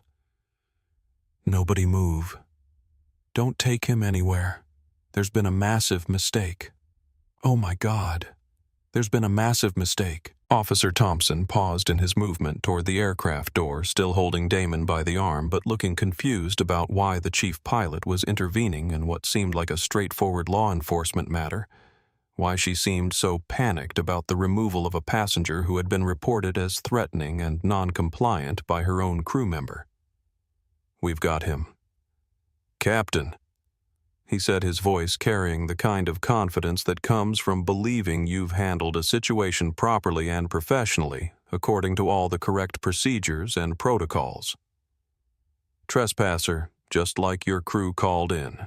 We'll have him processed and off your aircraft in 5 minutes, and then you can continue with your departure without any further delays or disruptions to your schedule." "Let him go," Amanda said, her chest heaving as she struggled to catch her breath and process the magnitude of what had almost happened. What would have happened if she hadn't received that notification from corporate headquarters and hadn't sprinted through the terminal to get here before the officers actually removed Damon from the aircraft and potentially created a public relations disaster that the airline might never fully recover from. She looked at Chelsea with an expression of absolute horror, as if she were staring at someone who had just committed an act of unimaginable stupidity that could cost both of them their careers and possibly destroy the airline's reputation in ways that would take years to repair if they could be repaired at all. "Chelsea, what have you done?" she whispered, though her words carried clearly in the deathly quiet cabin where every passenger was straining to hear what was being said. "Do you have any idea what you've just done? Do you have any idea who this man is?" "I removed a trespasser from first class," Chelsea said, confusion creeping into her voice as she tried to understand why the chief pilot was looking at her like she had just murdered someone, rather than simply following proper security procedures and maintaining the standards that she had been hired to maintain, that she had been praised for maintaining throughout her 17-year career with the airline. "I protected the cabin and maintained our service standards exactly like I've been doing for 17 years, exactly like I was trained to do, and exactly like every supervisor manual says I should do when I encounter a passenger who appears to be in the wrong seat, or who doesn't have proper documentation to justify their presence in a premium cabin." "Trespasser." Amanda's voice rose to nearly a shout, her professional composure completely abandoned as the full implications of the situation became clear to her, as she understood exactly what Chelsea had done and exactly how catastrophic the consequences were going to be if this situation wasn't handled immediately and perfectly, and with every possible measure taken to minimize the damage that had already been done. She looked at Damon, then down at her tablet with its urgent notifications from corporate headquarters and legal department and public relations, then back at Damon with an expression that combined recognition and horror, and the sick realization that her airline was about to become the center of a public relations nightmare that would make headlines around the world and would probably result in congressional hearings and investigations and all sorts of consequences that she couldn't even begin to imagine at this moment. She swallowed hard, trying to find words that could adequately express the magnitude of Chelsea's mistake without making the situation even worse than it already was, without adding to the trauma that Damon and his daughter had already experienced or creating additional problems that would have to be dealt with in the aftermath of this disaster. "That's not a trespasser," she whispered her words, carrying in the deathly quiet cabin where every passenger had stopped what they were doing to listen to what was unfolding in these crucial moments. "That's Mr. Rivera." Chelsea frowned, still not understanding why everyone was acting like her name recognition should mean something significant to her, Why the fact that this passenger had given his name should change anything about the situation or about the actions she had taken to resolve what she still believed was a legitimate security concern. "I know he said his name was Rivera," she replied, her voice carrying a note of defensive irritation. "But he's not on the passenger manifest like I told you, and he clearly doesn't belong in first class based on his appearance and his behavior when I tried to verify his right to be sitting in that seat." "He's not on the passenger manifest." "Chelsea," Amanda shouted, completely losing her professional composure as the full scope of the disaster became clear to her, as she realized that not only had Chelsea made a terrible mistake, but that she had made it with such confidence and such absolute certainty that she had escalated it all the way to having police officers arrest an innocent passenger. Because he's on the owner's list. The owner's list. "Chelsea, do you understand what I'm telling you?" The words hung in the air like smoke from an explosion, creating a moment of absolute silence as everyone in the cabin processed what had just been revealed, as the implications of what the chief pilot had just said settled over the scene like a heavy blanket that smothered all other sounds and thoughts.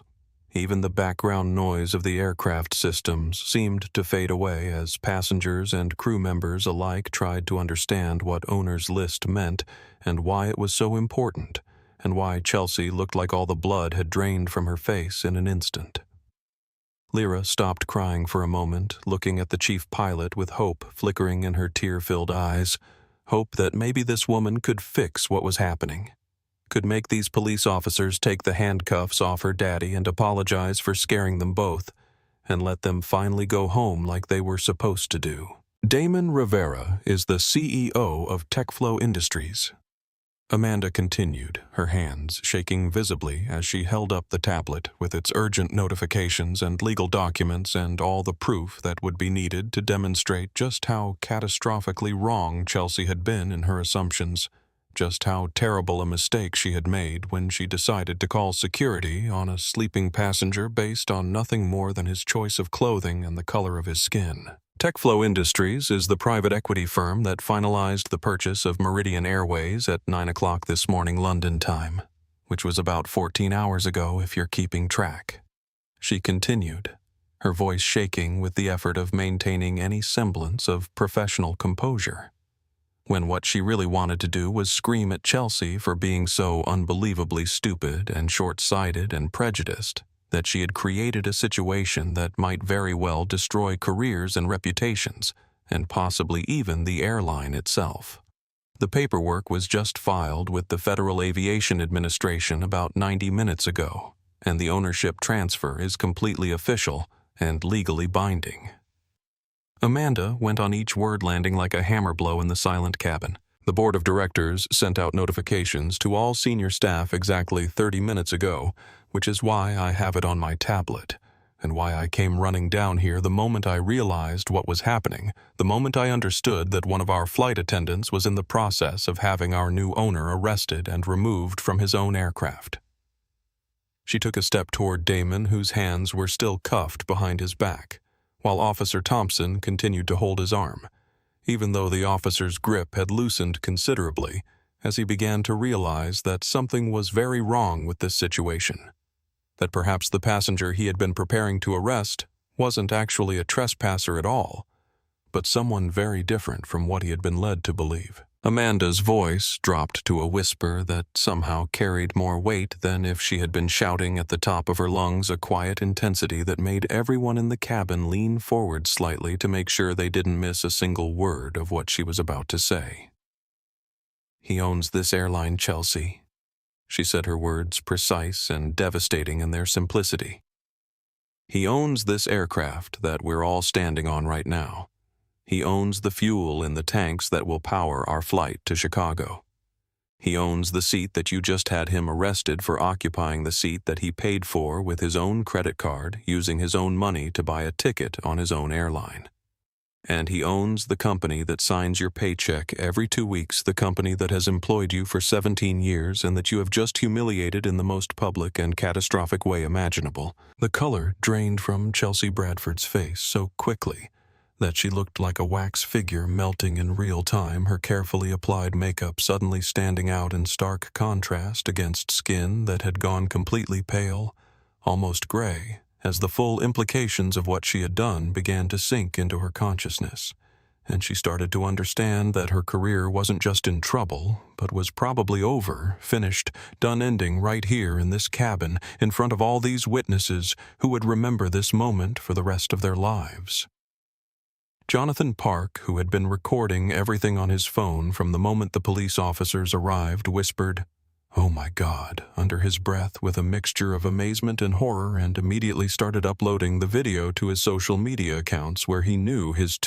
4 million followers across various platforms were about to witness something absolutely unprecedented. Something that would probably break the internet and trend worldwide within the next hour as the video spread from his accounts to news outlets to every corner of social media where people shared stories of injustice and dramatic reversals of fortune. Senator Margaret Wellington, who had been waiting in the jet bridge to board, and who had been quietly supportive of Chelsea's actions when the flight attendant had explained that she was dealing with a security situation that needed to be resolved before premium passengers could board, suddenly found the aircraft floor incredibly interesting to look at. Her political instincts immediately, recognizing that she was on the wrong side of a situation that was about to become very public and very damaging to anyone who was associated with it. Anyone who had supported or endorsed the treatment of a black CEO who had just been arrested for the crime of trying to sleep in a first-class seat on his own airline. Damon Rivera, still handcuffed and still flanked by 2 police officers who were beginning to realize that they had made a serious mistake in accepting Chelsea's characterization of the situation without doing any independent verification of the facts, turned slowly to face Chelsea Bradford, with an expression that was calm and measured, and absolutely terrifying in its controlled intensity, the look of someone who possessed real power and was deciding exactly how to use it, exactly what consequences would be appropriate for what had just happened to him and to his daughter. This wasn't the look of someone who was angry or vindictive or interested in revenge for its own sake. It was the expression of someone who understood that actions had consequences, and that those consequences needed to be meaningful enough to ensure that this kind of thing didn't happen again to the next black man who made the mistake of trying to sleep in first class while wearing casual clothes, the next parent who had to watch their child cry because flight attendants and police officers couldn't see past their own biases and assumptions. Lyra, her small face still wet with tears, but her crying subsided into occasional hiccuping sobs, ran to her father and wrapped her arms around his legs, despite the awkwardness of the handcuffs that prevented him from hugging her back. Her small voice muffled against his jeans as she said the words that cut through all the adult complexity and got right to the heart of what mattered most in this situation. "I told you he bought the tickets," she said, her voice triumphant despite still shaking with the aftermath of fear and confusion. "I told you I watched him do it. Why didn't you just check like Daddy asked you to?" "Chief Pilot Rodriguez," Damon said, his voice carrying the quiet authority of someone who was accustomed to boardrooms and billion-dollar decisions. Someone whose words carried weight because of the resources and influence behind them. Someone who didn't need to raise his voice or make threats because everyone in the room understood that he had the power to make things happen with just a phone call or an email to the right people. "Could you please ask Officer Thompson to remove these handcuffs?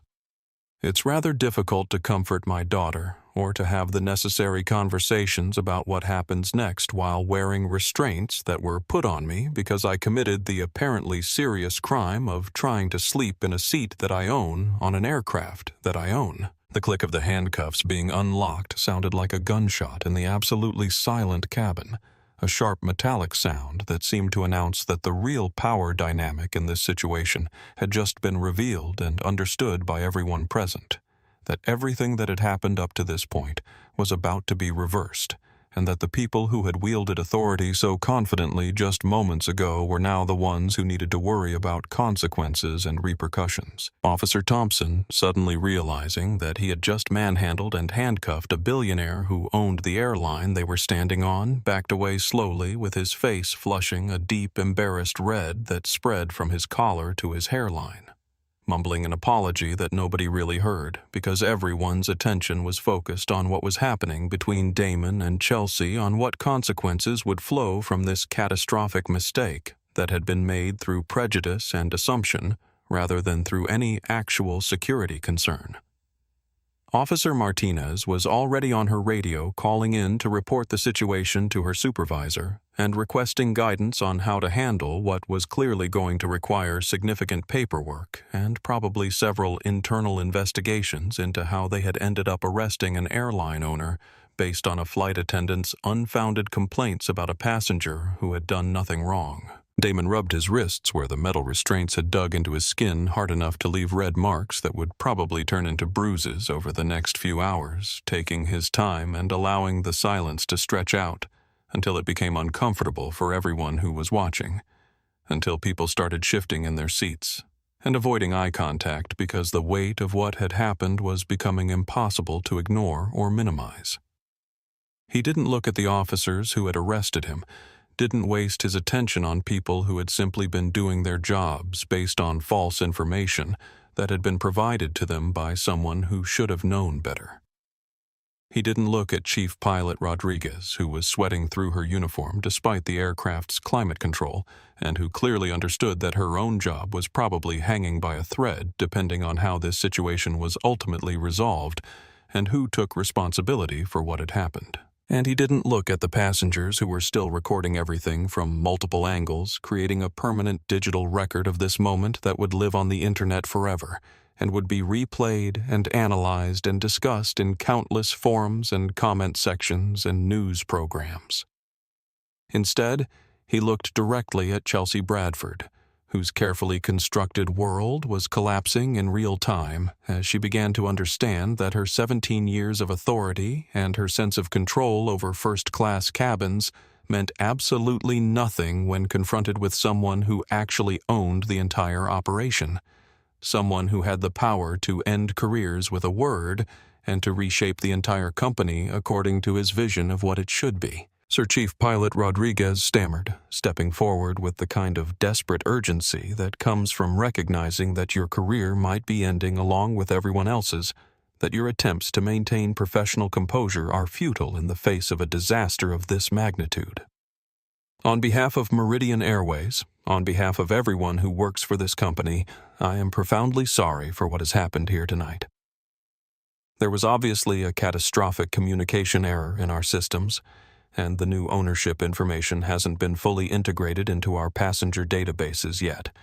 which is why your name didn't show up when Chelsea checked the manifest, assuming she actually checked it at all, rather than just making assumptions based on your appearance. This is an absolute catastrophe, and I want you to know that we will be conducting a full investigation into how this happened and implementing new procedures to ensure that nothing like this ever happens again to anyone, regardless of whether they own the airline or whether they're just a regular passenger who deserves to be treated with dignity and respect. It's not a communication error. Amanda Damon said, his voice level but carrying a weight that made everyone in the cabin hold their breath and lean forward slightly to make sure they heard every word he was about to say, every syllable that would help them understand what he was thinking and what consequences were about to flow from this situation.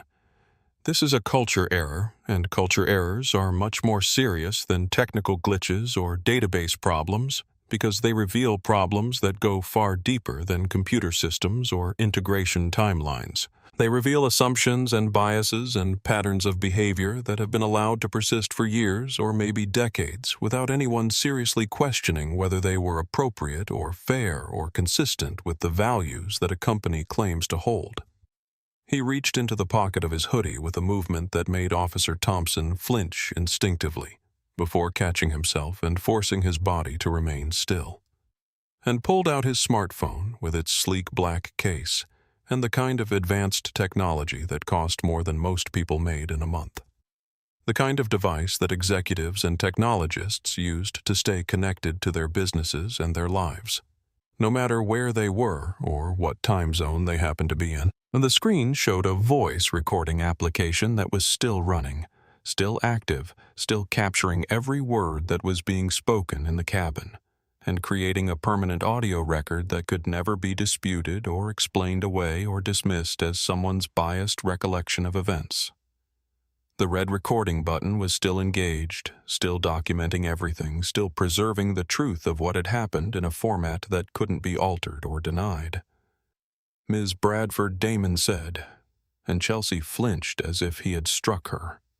her body reacting involuntarily to the sound of her name being spoken by someone who now held complete power over her professional future, and probably her personal life as well. Someone who could end her career with a word, and who had every reason to be angry about what she had done to him and to his daughter. "Sir, if I had known who you were," she began, her voice trailing off as she realized that anything she said was being recorded and could be used against her in ways that she couldn't even begin to imagine, that there was no explanation or apology that could possibly make this situation better or undo what had already been done. "Stop!" Damon cut her off, not raising his voice, but somehow managing to fill the cabin with the kind of authority that made everyone freeze in place, that commanded attention and respect without needing volume or threats to achieve its effect. "If you had known I was the owner, you would have treated me with respect and courtesy and professional hospitality. That's exactly the problem with your attitude and your behavior tonight.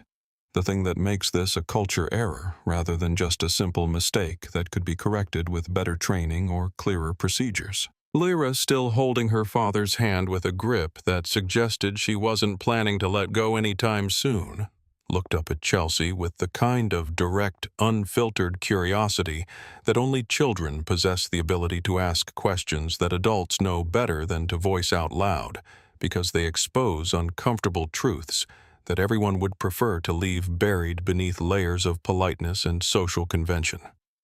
"Why didn't you just check the computer like Daddy asked?" she said, her small voice somehow cutting through all the complexity and adult rationalizations to get at the simple truth of what had happened.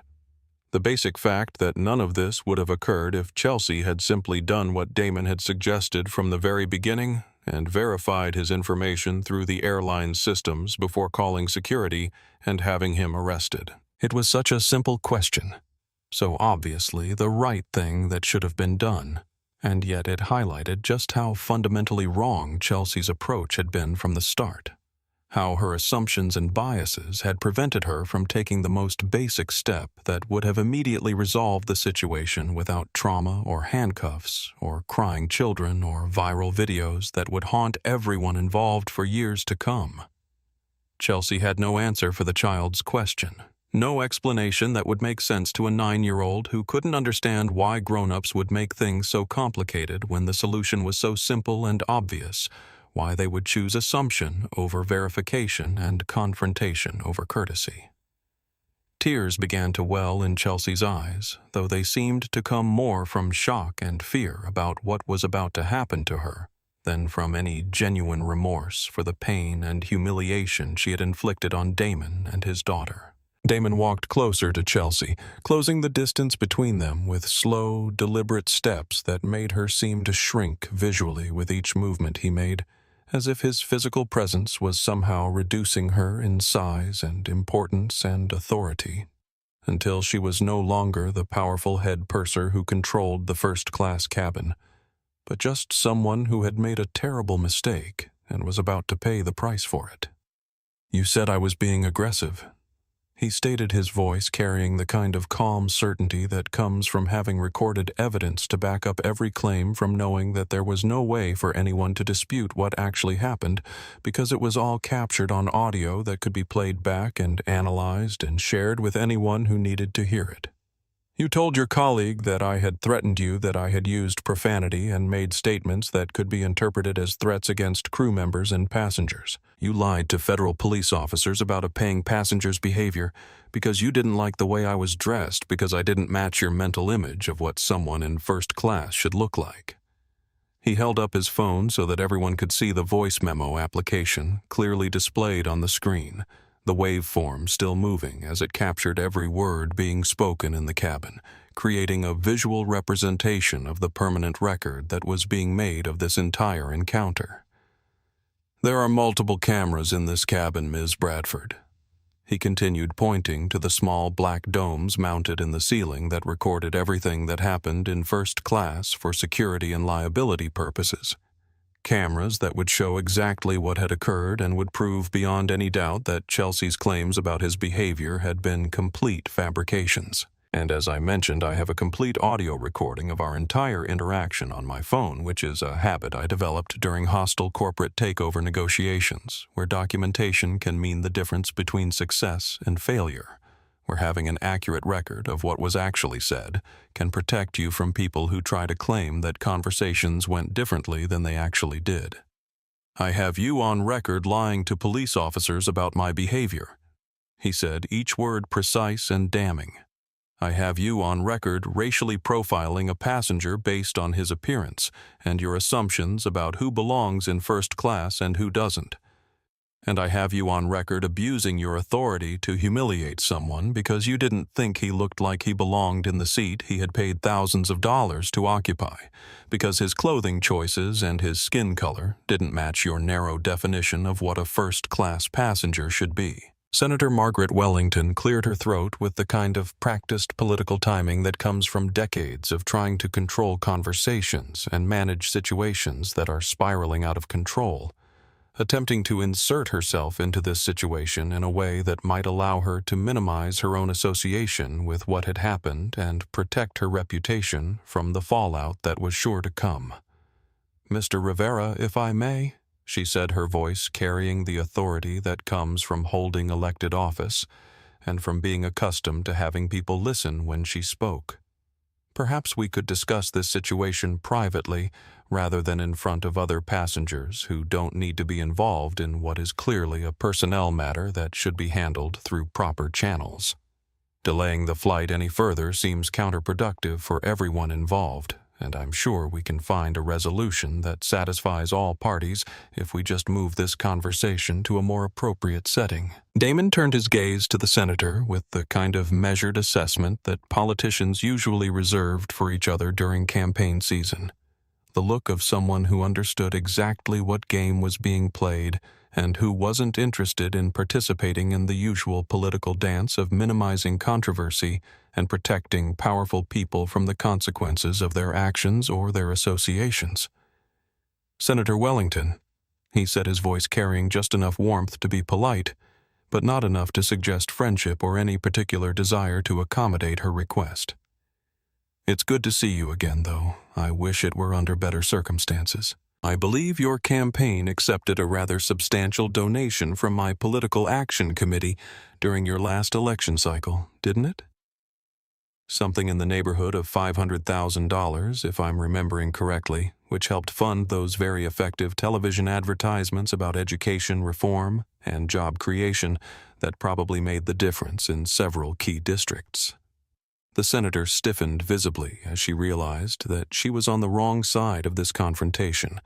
that her attempt to minimize the situation and move it out of public view had just reminded everyone present that she had financial connections to the person she was trying to convince to handle things.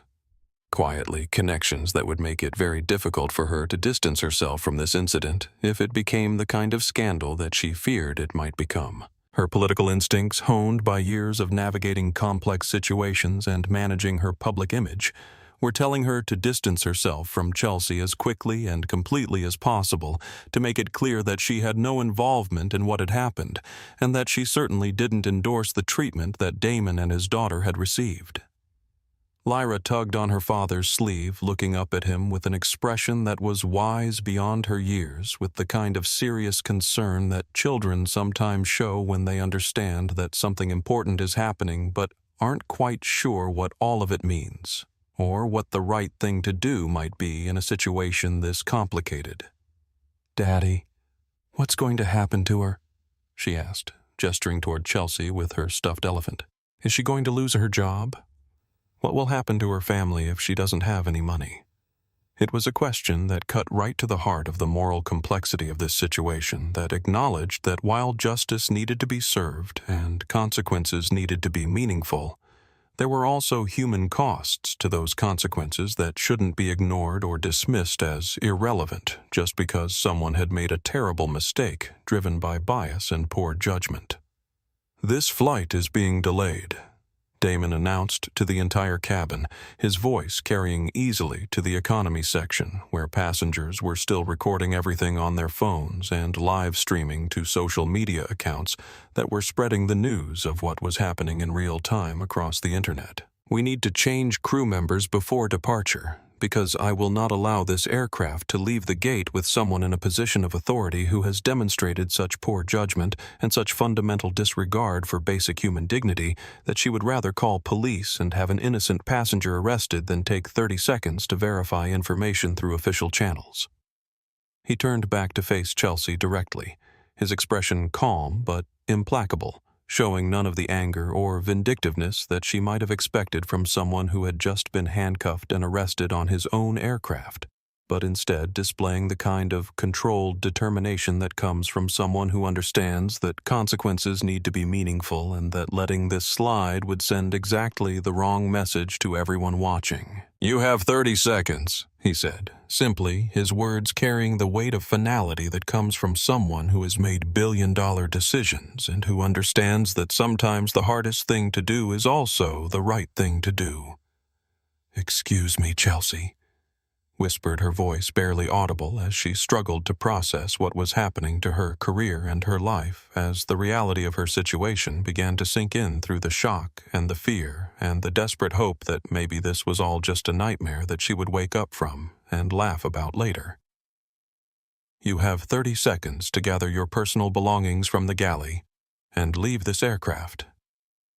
Damon said his words precise and final, leaving no room for negotiation or appeal or any suggestion that there might be some way to fix this situation or to convince him to show mercy. "You are no longer an employee of Meridian Airways, and your termination is effective immediately as of this moment. Your final paycheck will be mailed to you along with information about Cobra health insurance continuation and any other benefits you're entitled to under your employment contract." You can't just fire me like this." Chelsea gasped, the tears that had been threatening finally beginning to spill over and run down her cheeks, leaving tracks through her carefully applied makeup and making her look suddenly older and more vulnerable than she had appeared just minutes ago when she was wielding her authority with such confidence. "I have union representation. I have seniority rights.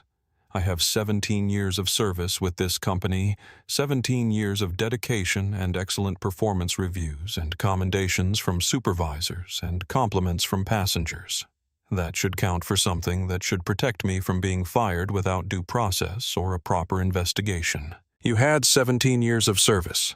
Damon corrected his voice, carrying the kind of finality that comes from someone who has made decisions involving billions of dollars and thousands of employees. Someone who understands that sometimes the most important thing you can do is to act decisively and clearly when faced with behavior that cannot be tolerated. And you just spent all of that accumulated goodwill and all of that seniority trying to have a paying passenger arrested because you didn't like his clothing choices, because he didn't match your narrow and prejudiced definition of who belongs in first class and who should be relegated to economy or removed from the aircraft entirely. He checked his watch, a simple digital display that probably cost less than Chelsea's designer shoes, but somehow carried more authority than any luxury timepiece could have managed. The gesture making it clear that he was serious about the 30-second deadline and that she needed to make a decision about whether she was going to comply voluntarily or whether he was going to have the police officers who had arrested him just minutes ago escort her off the aircraft in exactly the same manner that she had planned for him. "As for the union, I reviewed your collective bargaining agreement during the due diligence phase of our acquisition, because I always make sure I understand the employment contracts and labor agreements that govern the companies I purchase. He continued, his voice taking on the kind of clinical precision that comes from discussing legal documents and contractual obligations, rather than human lives and careers. Section 14, subsection B, clearly states that gross misconduct involving falsification of security threats against passengers constitutes grounds for immediate termination without arbitration or appeal process, specifically because such behavior represents such a serious breach of passenger trust and safety that allowing the employee to remain on duty, even for the duration of an investigation, would pose unacceptable risks. 20 seconds, he added, his voice as calm and measured as if he were discussing the weather, rather than ending someone's career in the most public and humiliating way possible. The silence in the cabin was absolute, broken only by the quiet hum of the aircraft's environmental systems and the barely audible sound of passengers shifting in their seats as they witnessed something that none of them would ever forget. Something that would probably be referenced in business school case studies and diversity training programs and discussions about power and privilege and the consequences of prejudice for years to come.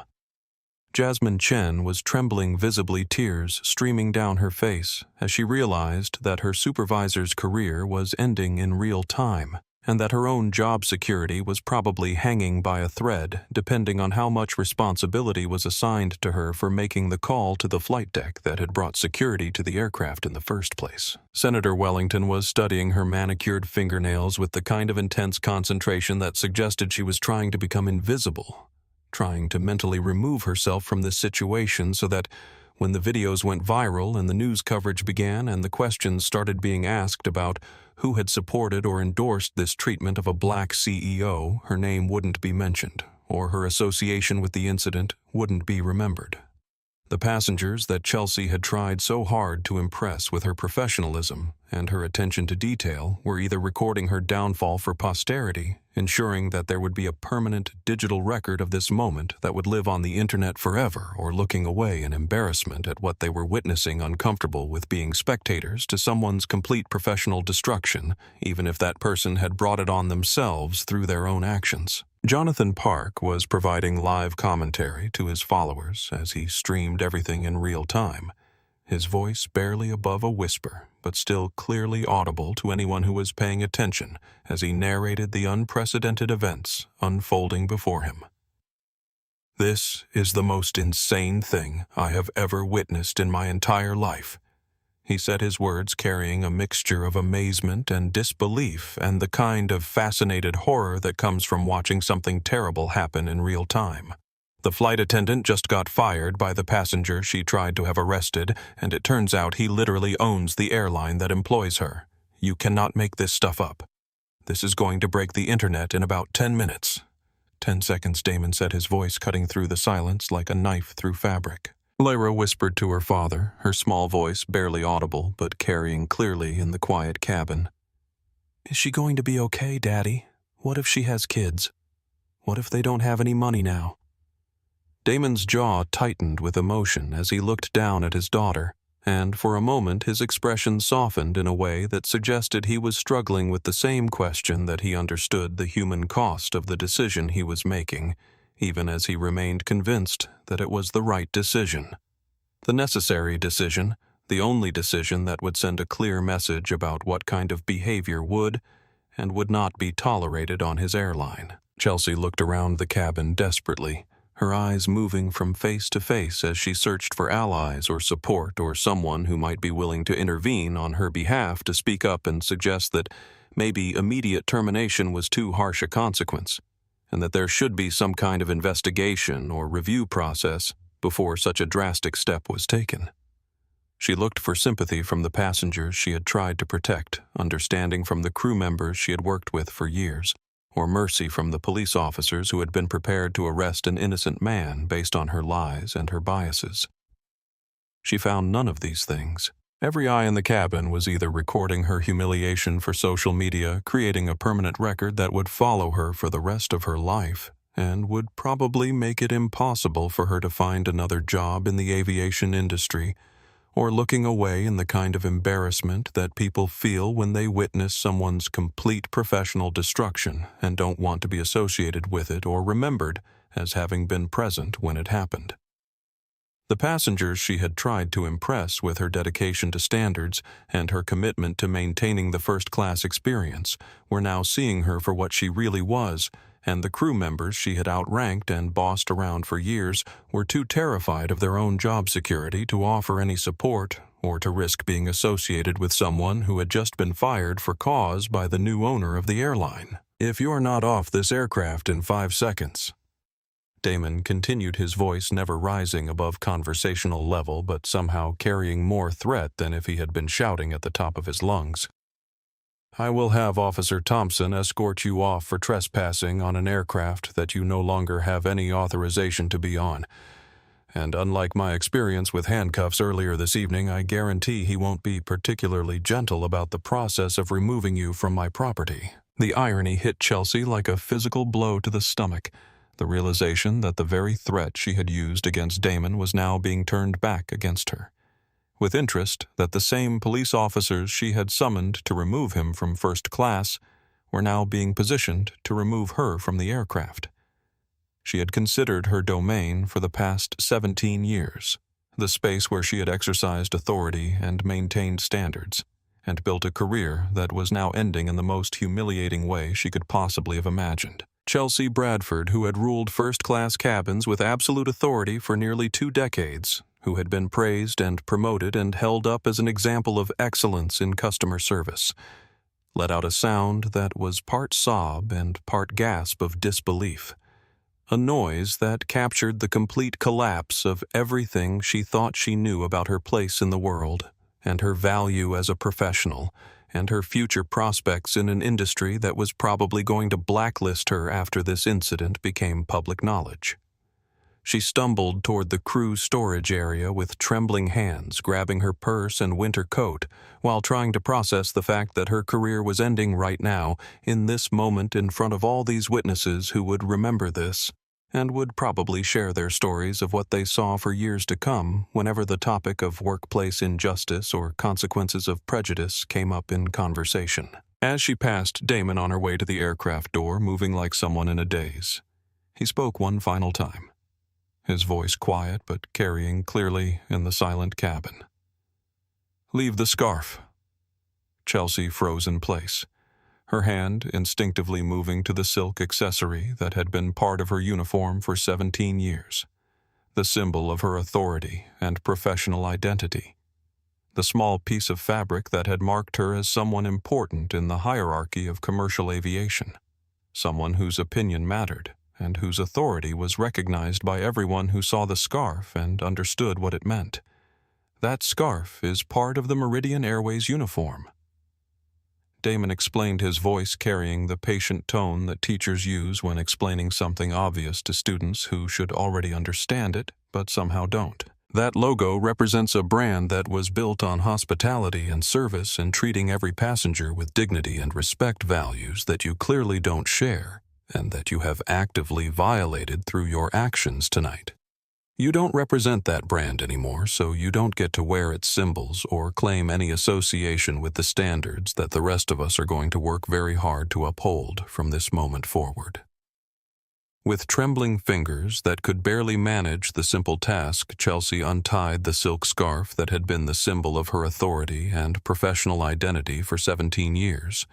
The piece of fabric that had distinguished her from junior flight attendants and had marked her as someone who had earned seniority and respect through years of service that apparently meant nothing in the face of the catastrophic mistake she had made tonight. The scarf slipped from Chelsea's shaking hands and landed on the beverage cart with a soft whisper of expensive silk against stainless steel, then slid off to fall onto the cabin floor where it lay like a small patch of navy blue against the neutral gray carpet. Such a small thing, just a piece of fabric with a corporate logo embroidered in gold thread. But somehow it represented the complete transfer of power that had just taken place in this first-class cabin and the end of one person's career and authority. Chelsea walked toward the aircraft door on unsteady legs that barely seemed capable of supporting her weight, not looking at anyone and unable to speak, because there were no words that could adequately express what she was feeling, or that could change what had happened, or undo the consequences that were now inevitable and permanent. She disappeared into the cold jet bridge that led back to the terminal and an uncertain future that no longer included the job that had defined her identity for the better part of 2 decades, that had given structure and meaning to her life, and had provided her with a sense of purpose and accomplishment that was now gone forever. The sound of her footsteps faded quickly, replaced by a silence that seemed to stretch on forever as everyone in the cabin tried to process what they had just witnessed and what it meant for them and for the airline and for the broader questions about justice and prejudice and the consequences of making assumptions about people based on their appearance. Damon turned his attention to Jasmine Chen, who looked like she was about to faint from fear and shock. Her face pale and her hands shaking as she tried to process everything that had just happened and figure out whether her own job was about to disappear along with her supervisors, whether she was going to be held responsible for making the call to the flight deck that had brought security to the aircraft and had set in motion all the terrible events that followed. "What's your name?" Damon asked, his voice gentle and warm for the first time since this entire confrontation had begun.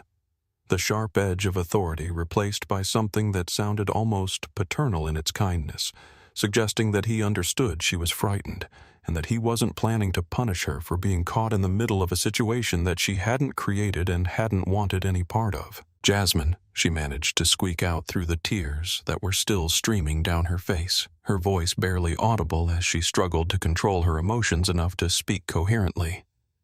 "Jasmine Chen, sir. I'm so sorry about what happened. I tried to tell her that maybe you had used miles to upgrade that. Maybe she should check the system before calling security. But she outranks me and I didn't know how to—"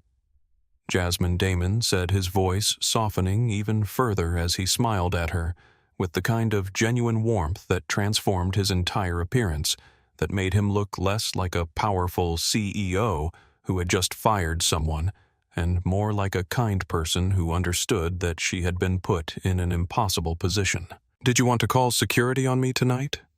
Did you think I was a threat that needed to be removed from this aircraft?" "No, sir." Jasmine cried, her words rushing out in a torrent as she tried to explain her position and defend her actions, to make him understand that she hadn't agreed with what Chelsea was doing, but hadn't known how to stop it without risking her own career. "I told Ms. Bradford that you might have used frequent flyer miles to upgrade your seat, or that maybe you were one of those tech executives who dress casually but have plenty of money. I suggested that she should double-check the passenger manifest before taking any action, and I tried to tell her that something felt wrong about the whole situation, that it didn't make sense to call security on a passenger who was just sleeping peacefully in his seat." Damon nodded approvingly, his expression showing that he had heard every word of Jasmine's attempts to defend him and to question Chelsea's judgment, and that he appreciated her efforts, even though they hadn't been successful in preventing the confrontation from escalating to the point where police were called and handcuffs were applied. "I heard you trying to stand up for me," he said, his smile becoming even warmer as he acknowledged what she had tried to do despite the obvious power imbalance between her and Chelsea. "I heard you questioning her judgment and trying to suggest alternatives that might have resolved this situation peacefully without anyone being arrested or traumatized." He paused for a moment, looking around the cabin at the passengers who were still recording and at the crew members who were watching with a mixture of fascination and terror as they wondered whether they were about to witness more firings or whether the worst of the storm had passed and things were going to start getting better. "You're the new head purser for this flight, Jasmine," he announced, his words carrying clearly through the cabin and creating a ripple of surprised murmurs among the passengers and crew. "Congratulations on your promotion, which is effective immediately and which comes with an immediate salary increase and eligibility for the senior crew benefits package." What?" Jasmine stammered, her eyes widening even further as she tried to process what she was being told, as her brain struggled to shift from expecting to be fired to suddenly being promoted several levels in the span of a few seconds. "Sir, I'm not qualified for that position. I've only been flying for 9 months. I don't have the experience or the training to manage a first-class cabin on my own." "You have the only qualification that really matters," Damon replied, his voice carrying the kind of certainty that comes from someone who has made personnel decisions involving thousands of employees and billions of dollars in responsibility. Someone who understands that sometimes the most important qualities in an employee aren't the ones that show up on a resume or in a training manual. "You treated me like a human being instead of a problem to be solved. And you tried to do the right thing even when it meant questioning someone who outranked you significantly and who could have made your life very difficult for challenging her authority." Lyra tugged on her father's hand, looking up at him with a mixture of pride and relief, the tears finally drying on her cheeks as she began to understand that maybe things were going to be okay after all, that the scary part was over, and that her daddy was safe, and that they could finally go home like they were supposed to. "Can we go home now, Daddy?" she asked, her small voice carrying the kind of innocent directness that only children possess. "I'm really sleepy again, and I just want to get on the airplane and go to sleep." Damon lifted his daughter into his arms, feeling the comforting weight of her small body as she rested her head on his shoulder with her stuffed elephant tucked securely between them, the familiar pressure reminding him of what was really important in all of this, of why it mattered so much that the airline he now owned treated people with dignity and respect, regardless of what they looked like or what they were wearing. "We're going home, sweetheart," he said softly, his voice carrying all the love and protectiveness that a parent feels for their child. "We're going home right now."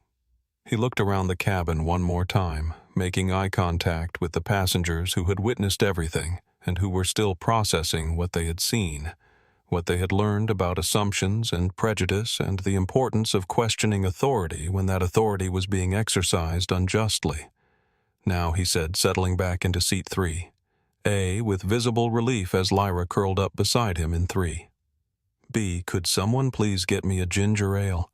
I'm incredibly thirsty, and it's been a very, very long night." The flight finally departed 47 minutes late, with the first-class cabin quiet and subdued as everyone processed what they had witnessed and what it meant for them personally and for the broader questions about justice and fairness that the incident had raised. Jonathan Park's video was already going viral, racking up millions of views and spreading across every social media platform imaginable, with comments flooding in from people around the world who were shocked by what they were seeing and who were sharing their own stories of discrimination and bias, and the times when they had been judged unfairly based on their appearance rather than their character or their accomplishments. Jasmine Chen served drinks with trembling hands that gradually steadied as she began to accept that she really had been promoted, rather than fired, that her decision to question Chelsea's judgment and to try to stand up for what was right had resulted in advancement rather than punishment. Senator Wellington pretended to sleep for most of the flight, avoiding any conversations that might require her to explain her presence at the incident or her initial support for Chelsea's actions, recognizing that any statement she made would probably be used against her by political opponents who would be happy to accuse her of supporting discriminatory treatment of minority passengers. Other passengers whispered among themselves throughout the flight, knowing that they had witnessed something historic, something that would be talked about and analyzed and debated for years to come in discussions about corporate culture and racial profiling and the proper use of authority in service industries. Lyra fell asleep with her head on her father's shoulder, her breathing deep and even, her small hand still clutching the stuffed elephant that had been with her through all the fear and confusion of the evening, her trust in her father restored now that the scary men in uniforms had left and everything was going back to normal. Damon stroked his daughter's hair gently as the aircraft climbed to cruising altitude, leaving JFK and all its chaos behind as they headed toward Chicago and home and the opportunity to finally rest after what had been one of the longest and most difficult days of his life. The exhaustion was still there, pressing down on him like a physical weight, but there was also a sense of satisfaction that came from knowing that his daughter had seen justice served, that she had witnessed the consequences of prejudice and the importance of standing up for yourself even when it's difficult or frightening to do so. Tomorrow would bring new challenges, He knew an entire airline to transform and a culture to change, and thousands of employees who needed to understand that the old ways of doing business were no longer acceptable under the new ownership. But tonight on this flight, justice had been served in a way that was clear and unambiguous and meaningful, and his daughter had learned a powerful lesson about dignity and respect and the importance of never accepting mistreatment just because someone in authority says you have to. As Damon finally allowed his eyes to close and felt himself beginning to drift toward the sleep that his body had been craving for days, he felt a sense of peace that had nothing to do with the successful acquisition of Meridian Airways, and everything to do with the knowledge that he had used his power in a way that would create positive change for countless other passengers who would fly on this airline in the years to come. People who would never know his name, but who would benefit from the cultural transformation that had begun tonight in the first-class cabin of Flight 1847 from New York to Chicago. 6 months later, Damon settled into seat 27C in the economy section of another Meridian Airways flight, wearing the same casual clothes that had caused so much trouble that night at JFK. The same comfortable hoodie and faded jeans that had led Chelsea Bradford to make assumptions that cost her career, and that had sparked a transformation in how an entire airline thought about its passengers and its responsibilities to treat everyone with dignity. Beside him in 27D, Lyra was already absorbed in her tablet with her headphones on, completely at ease, in a way that made his heart swell with quiet satisfaction, showing none of the fear or anxiety that might have been expected from a child who had witnessed what she had witnessed 6 months ago, instead displaying the resilient confidence that comes from knowing that her father will protect her, and that the world, while sometimes unjust, can be changed for the better when good people take action. This had become his habit over the past 6 months, flying anonymously in the back of his own planes without identifying himself or claiming any special treatment, observing how passengers were treated and ensuring that the cultural changes he had implemented were actually taking hold throughout the organization, rather than just existing on paper in updated policy manuals and training materials. The flight attendant serving their section was Carlos Kim, 23 years old, and fresh from the new comprehensive training program that had been developed in direct response to that viral night. A program that emphasized treating every passenger with respect and dignity, regardless of their appearance or their seat assignment or any other characteristic that shouldn't matter when it came to basic human decency and professional service. Carlos had no idea who Damon was seeing only another passenger in jeans and sneakers who deserved the same professional courtesy and warm smile as everyone else on the aircraft, from the businessman in the expensive suit in row 25 to the college student in pajama pants in row 29 to the elderly woman traveling with her service dog in row 31. "Can I get you anything to drink?" Sir Carlos asked with genuine warmth, his smile reflecting the kind of hospitality training that focused on seeing the humanity in every passenger, rather than making judgments based on superficial characteristics or assumptions about who deserved better treatment. "Just water for both of us, thanks," Damon replied, watching as Carlos moved through the cabin with equal professionalism, treating every passenger with the same courtesy and attention regardless of what they were wearing or where they were sitting, demonstrating through his actions that the cultural change Damon had demanded was actually happening in practice and not just in the carefully worded statements that corporate communications had released to the media. After landing, Damon approached Carlos at the gate to compliment his service and to ask with genuine curiosity about the young man's experience with the training program that had become such a central part of Meridian Airways employee development. Carlos's eyes lit up when asked about the bias awareness program that had become a cornerstone of how new employees were prepared for their roles. "It was incredible, honestly," he said, with the kind of enthusiasm that suggested he genuinely meant what he was saying,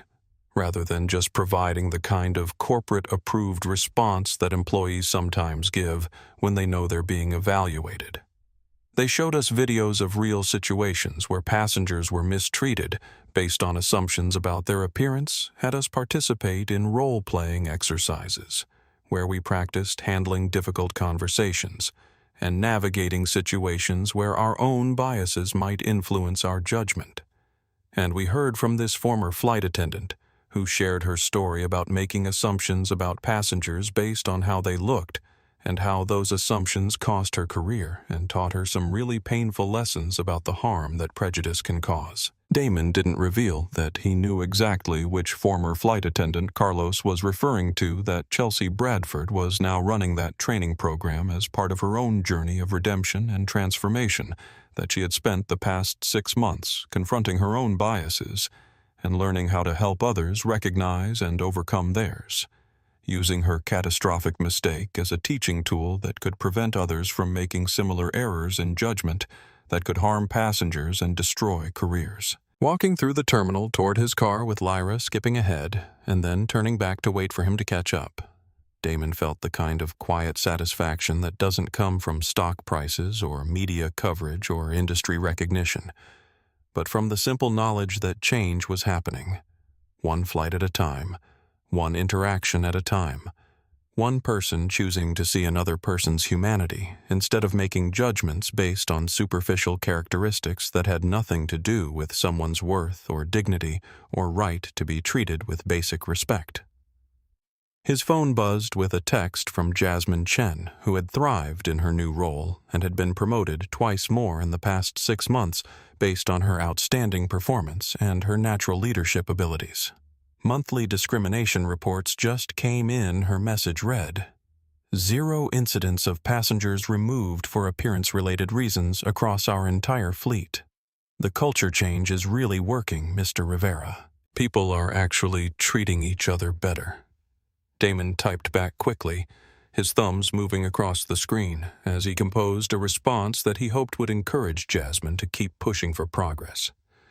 It's working because people like you and Carlos are committed to doing better every day. Real change isn't about policies or procedures written in manuals that nobody reads. It's about people choosing to see each other's humanity and to act on that recognition in every interaction they have. Lyra skipped back to her father and slipped her small hand into his, looking up at him with an expression that was wise beyond her 9 years. "Daddy, can we get ice cream before going home?" she asked, her voice carrying the kind of hopeful tone that children use when they're pretty sure the answer is going to be yes, but want to make the request anyway. "With sprinkles," Damon asked, grinning down at his daughter with all the love that a parent feels for their child. "Obviously with sprinkles," Lyra replied, rolling her eyes with the kind of perfect 9-year-old sass that made Damon laugh out loud, the sound echoing through the parking garage as they walked toward their car. Just a father and daughter planning an ice cream outing. No cameras or viral videos or dramatic confrontations. Just the simple pleasure of being together and knowing that the world was a little bit better than it had been 6 months ago because one person had refused to accept mistreatment and had used his power to create meaningful change. The sky above Chicago was clear that evening, filled with aircraft from dozens of airlines carrying passengers of every background and appearance to destinations around the world. And while most of those flights would be routine and forgettable, every single passenger on every Meridian Airways flight would be treated with the basic dignity that should never depend on the clothes they wear or the color of their skin or any other characteristic that has nothing to do with their humanity or their right to be respected. Jonathan Park's video had reached 47 million views across various platforms and had become a case study in business schools about corporate culture and the importance of leadership in creating environments where everyone is valued, used in diversity training programs at companies worldwide, and sparking conversations in living rooms and boardrooms and classrooms about unconscious bias and the power of standing up for what's right even when it's difficult or costly to do so.